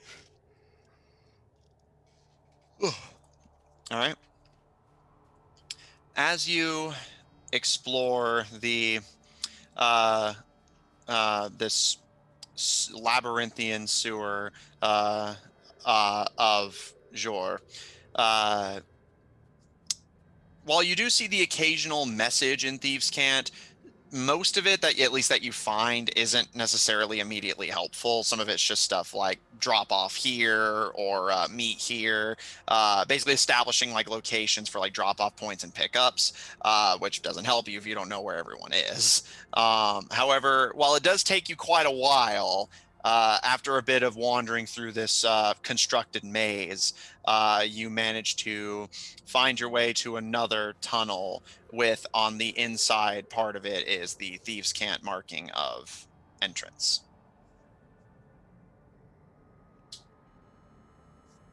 I'll look over it. So is this on the side of a tunnel, or is this at like a door? This is still in that same chamber. You've basically been kind of wandering in Okay. the maze for a while, because again, a lot of it's very hard to get around it being a maze, and a lot of this Thieves' Cant you found before this just wasn't anything helpful. Okay, then for a moment, his eyes kind of like roll back into his head, and he's going to skitter forward with Garnet. Okay. As you skid, With the intention of snapping her free if it feels like she's about to get squished by like a boot or something. okay.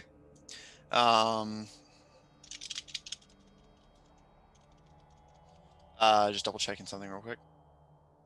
Okay. As you send Garnet down the tunnel, skitter, skitter, skitter, skitter, skitter, skitter, skitter, skitter. Eventually, through Garnet's eyes, you are able to detect something. There appears to be a couple of rats down here who, after kind of sniffing around curiously, start to approach Garnet.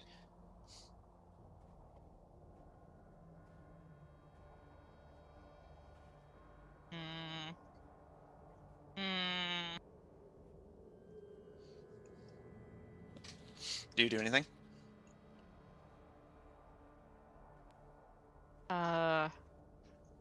Garnet like wields her little claws, like chip, chop, chop, chop, chop, chop, chop.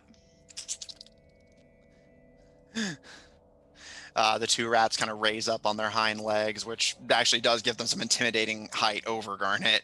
Again, this is all very relative. It's weird to know that if you were to be walking in, you would be a giant compared to this conflict.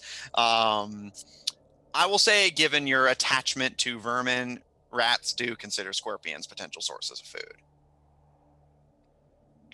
Yeah, she'll kind of like be like warding them off with her like I'm gonna stick you. I'm gonna stick you as Utaka's like and he'll just round the corner to go and collect her. As soon as you round the corner, the rats kind of perk up and immediately start darting down the sewer tunnel. Hey, where are you going? Come back here.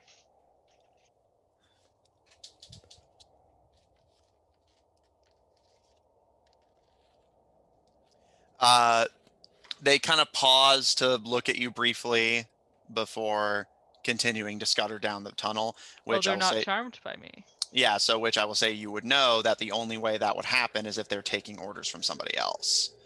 Um, and sure enough, as they make it down the tunnel out of the range of your dark vision, it's again the acoustics in here make it difficult to fully understand what's being said, but you can just make out an echoing voice speak to presumably the rats, as you again kind of echoing around, which kind of muffles it a little bit. You hear, "What's that, girls? Did you find something? An intruder?"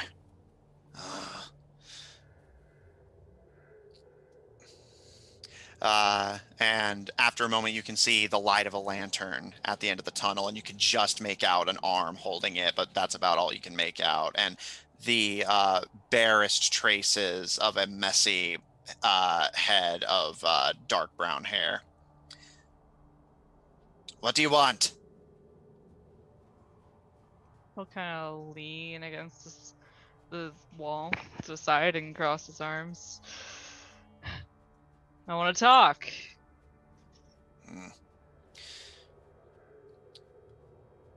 And in thieves' cant, he'll say, "Who are you affiliated with?" No one yet.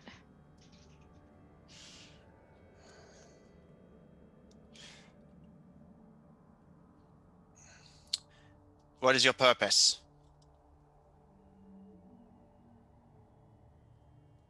Got a few. But I'm here for a few weeks. I want to get the lay of the land.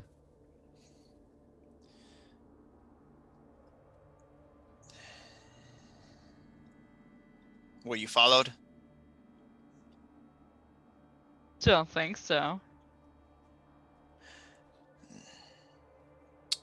The sewer thief considers for a long moment their options. But after a time, raises their lantern up a bit higher, and you can see them wearing a mask similar to the one that Gwen had been wearing. Did I first see her wearing that? I don't believe you did. I mean, she was still carrying it around in her pocket, but you can see Thieves Guild iconography lining the mask, and this figure who has, like, again, long, messy brown hair, and it appears to be wearing a thick black and green jacket. Not too dissimilar to the one you saw Gwen wearing, but it seems a little bit longer and a little bit thinner and patchier. You can see several visible patches like holding it together. And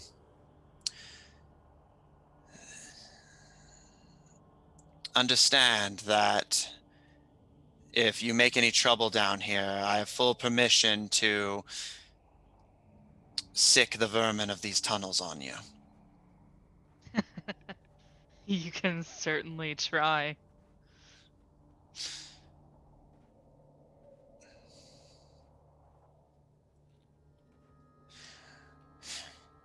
Follow me. And the figure turns and kind of looks down to his feet and gives a and the two rats immediately skitter up his legs and perch on his shoulders, and he kind of gives one a little gentle stroke with a gloved hand before holding the lantern aloft and trudging deeper into the sewers, not even looking behind to see if you're following or not. All right, I'll follow. But, Okay. Meanwhile, up top, Since I'm imagining at this point, from the sounds of it, the remainder of you are meeting up at the tavern. Is there anything you guys would like to say or do before just settling down for the night?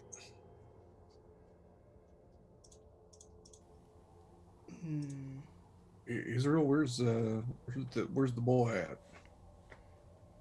Oh, he fell over the dock like a crab and then skittered off somewhere. So, are you saying that Utaka is loose in the city? Yeah, presumably. Fine. I would guess he's looking for the sewers, but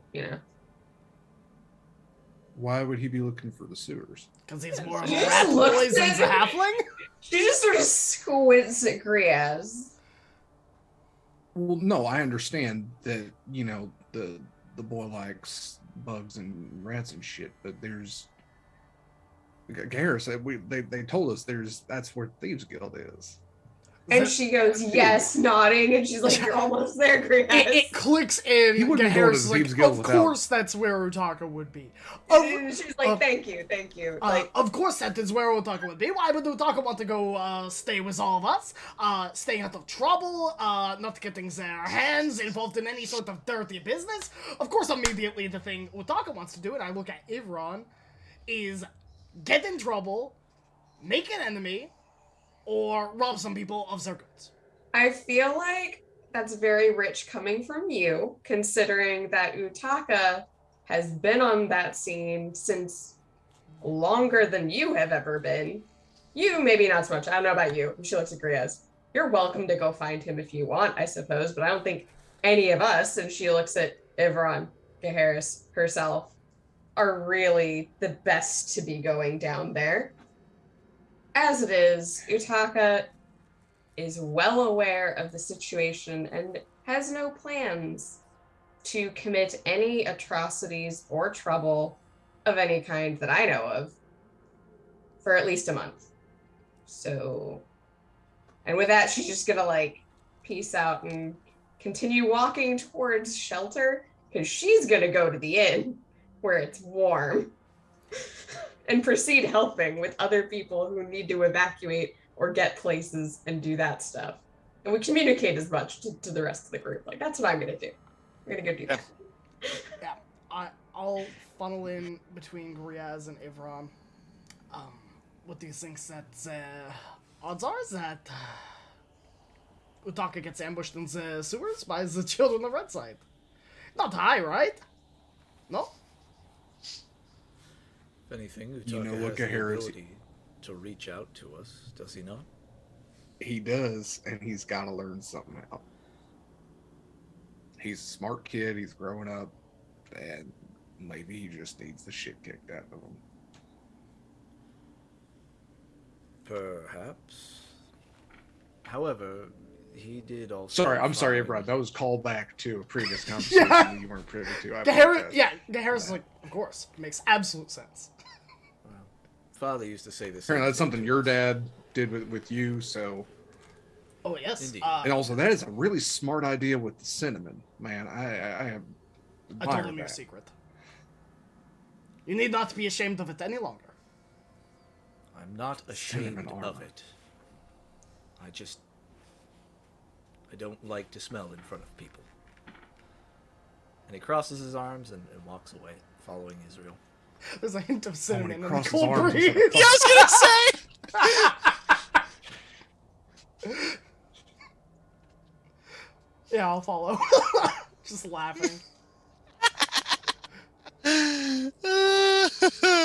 Okay. Woo! Sorry, it's making me laugh now. Okay. With that, as you guys make your way to the inn, seeming content to leave Utaka to whatever fate they may have just wandered into as this mysterious sewer dweller who seems equally confident in their ability to earn the command of vermin, leads Utaka deeper into seemingly thief territory. And as the rest of you head to the inn, help people acclimate. Evacuations have not begun yet, as the guards are focused on getting the town actually walkable before getting everyone out. She'd also offer to help escort people back to their domiciles Yeah, with through the the snow. which the blizzard being gone and you guys making a lot of round trips, the snow is becoming easier and easier to traverse. And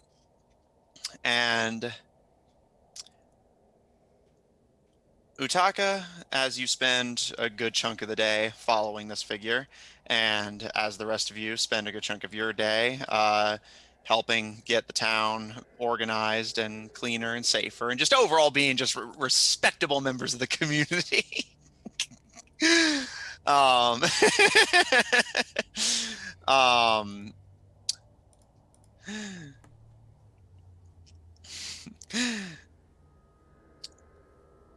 the town of Jor has calmed into a relative peace as the Bluefield fleet, albeit somewhat stranded, much like the townsfolk, both sides have agreed to a peace treaty where, in exchange for a swap of hostages for the preceding month, the people of Jor will be allowed to evacuate. The Bluefield Alliance will leave them be and only take the city once evacuations have been completed.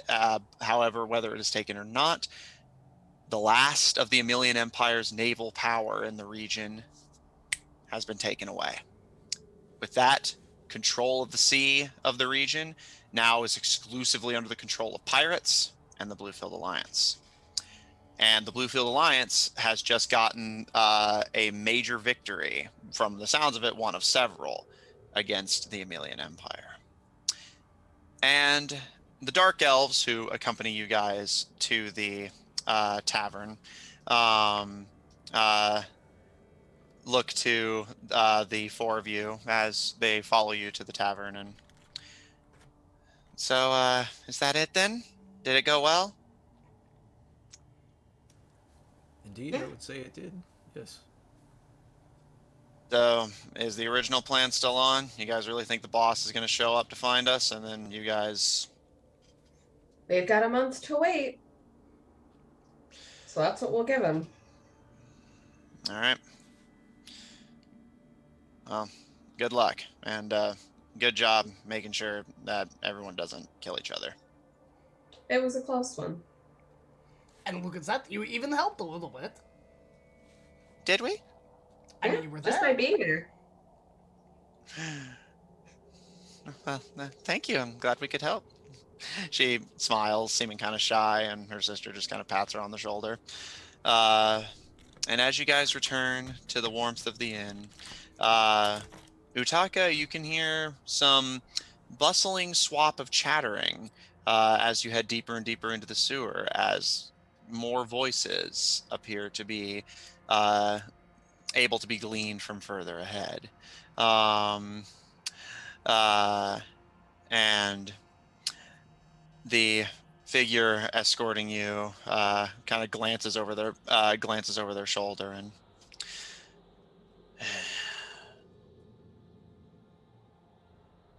you're not a enforcer, are you? Guard, anything like that?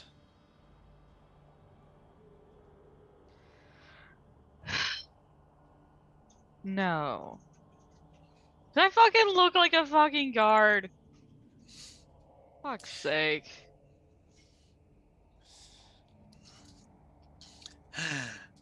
In that case, it may not be as grand as the court, but welcome to our station.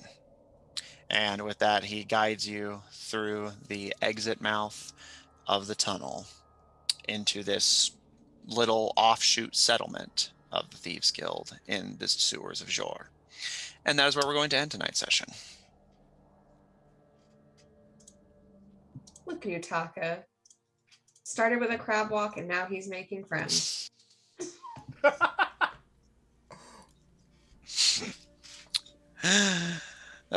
So, did everyone have fun? Yes, I did. All right. So, I I'd like to know 3 things for everybody.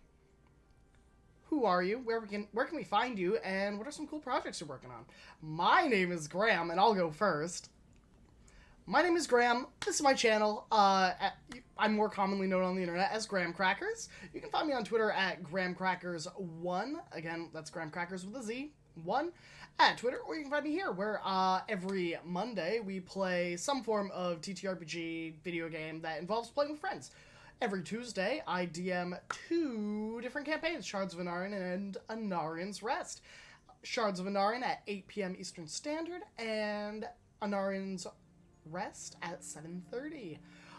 We are taking next week off, as I have some things in the works that I need to finish before the end of the year. But we will be back in the new year with more antics. But I'm also here every Friday. Tonight. And every other Friday night. Playing Gaheris Nervos Blackmont, your favorite tiefling Oath of Conquest paladin.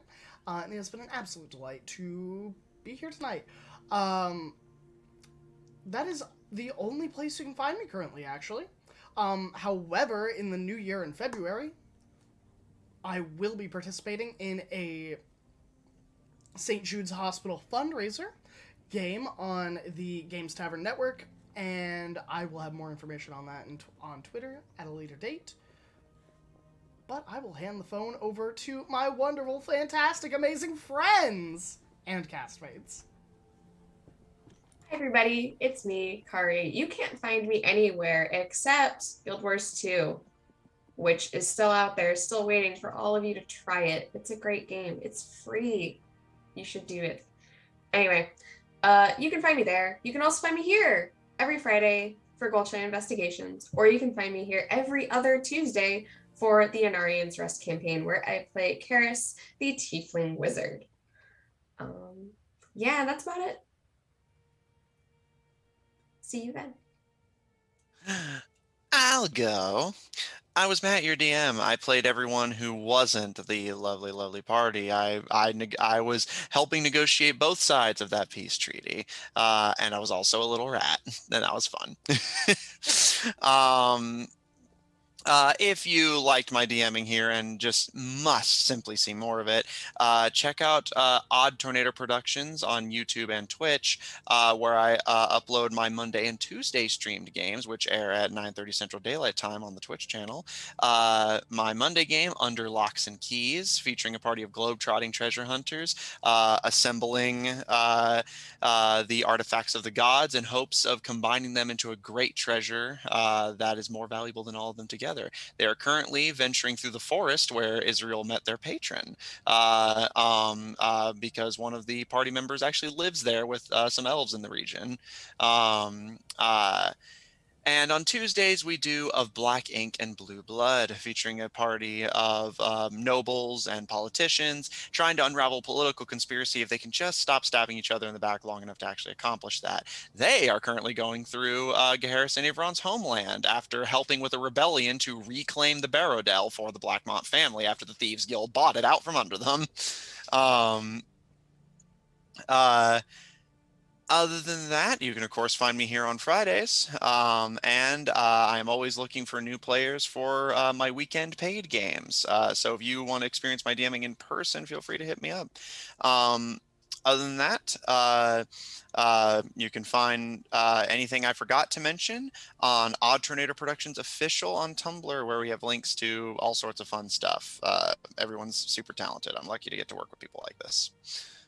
And Graham, you did ask for 3 fun facts, so I will provide. Fun fact number 1. The underlings have a starring role as the main antagonists of one of my weekend games, where that offhanded thing they mentioned of the judgment is basically the underlings' prediction of the apocalypse. The party of one of my weekend games, which does take place in this setting, albeit far in the future, is currently trying to stop that very apocalypse from happening. So I get to do a whole campaign where almost every NPC is horrible rat gremlins. And I guess that'll lead that into my second fun fact. I love rats a lot, in case you couldn't tell. I have 2 pet rats of my own. One of my favorite roleplay characters I've ever done was a rat catcher. Rat catcher is one of my favorite DC supervillains. I love rats and vermin of all kinds. And fun fact number 3.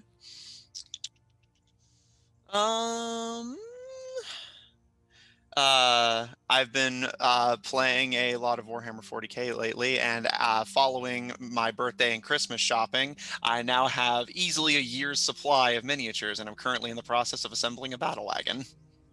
Delightful. Well, hey, I'll go. Hi, everybody. I'm Derek Sword. If you want to find me in my projects, the best place is Twitter at dsword16. A lot of my projects are on hold right now because I have a lot of life changes and planning a move and all that kind of stuff. But coming next year, you can find all of my works in progress coming to fruition, hopefully, fingers crossed.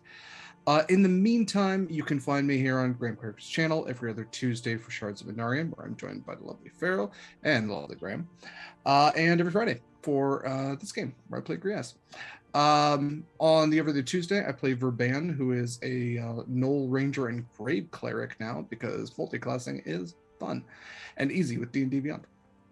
And I love monsters, and if you can't tell, I love monsters just from my my PCs. I also am the host of a podcast, Monster Crush, which I do with my friend Heavenly. We talk about cryptids and creatures and all sorts of monstrous abominations, and like their stories and their histories, and also like how good they are to smooch, because monsters are fun, and it's important to find beauty in the horrifying, so that we can learn to find the horrifying things within ourselves. Beautiful.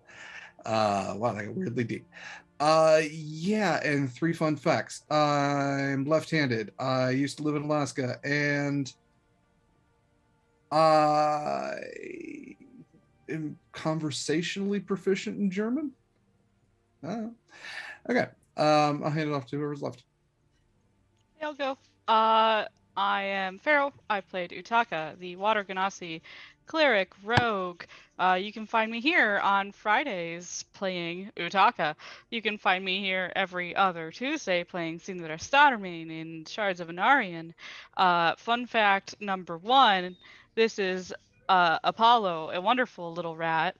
Fun fact number 2, we call him a baked potato because his little belly's white and his top's brown. Fun fact number 3, he is very soft and the bestest of boys. So I'm gonna put him back in his cage now. Okay. Fantastic. I think I'm left. Hello everyone, I'm Jeremy.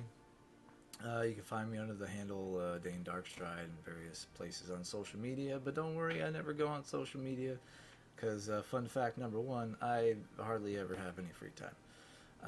I had the privilege and pleasure to play with these wonderful people tonight as Ivron Blackmont, the silver-haired Hell Knight. Yeah, you can't find me anywhere else other than here every Friday night at 8 p.m. Eastern. Fun fact number 2, I'm not good at improvising. And fun fact number 3, I need more hobbies. But that's all I got for you guys. Hope you all had fun tonight and enjoyed watching us.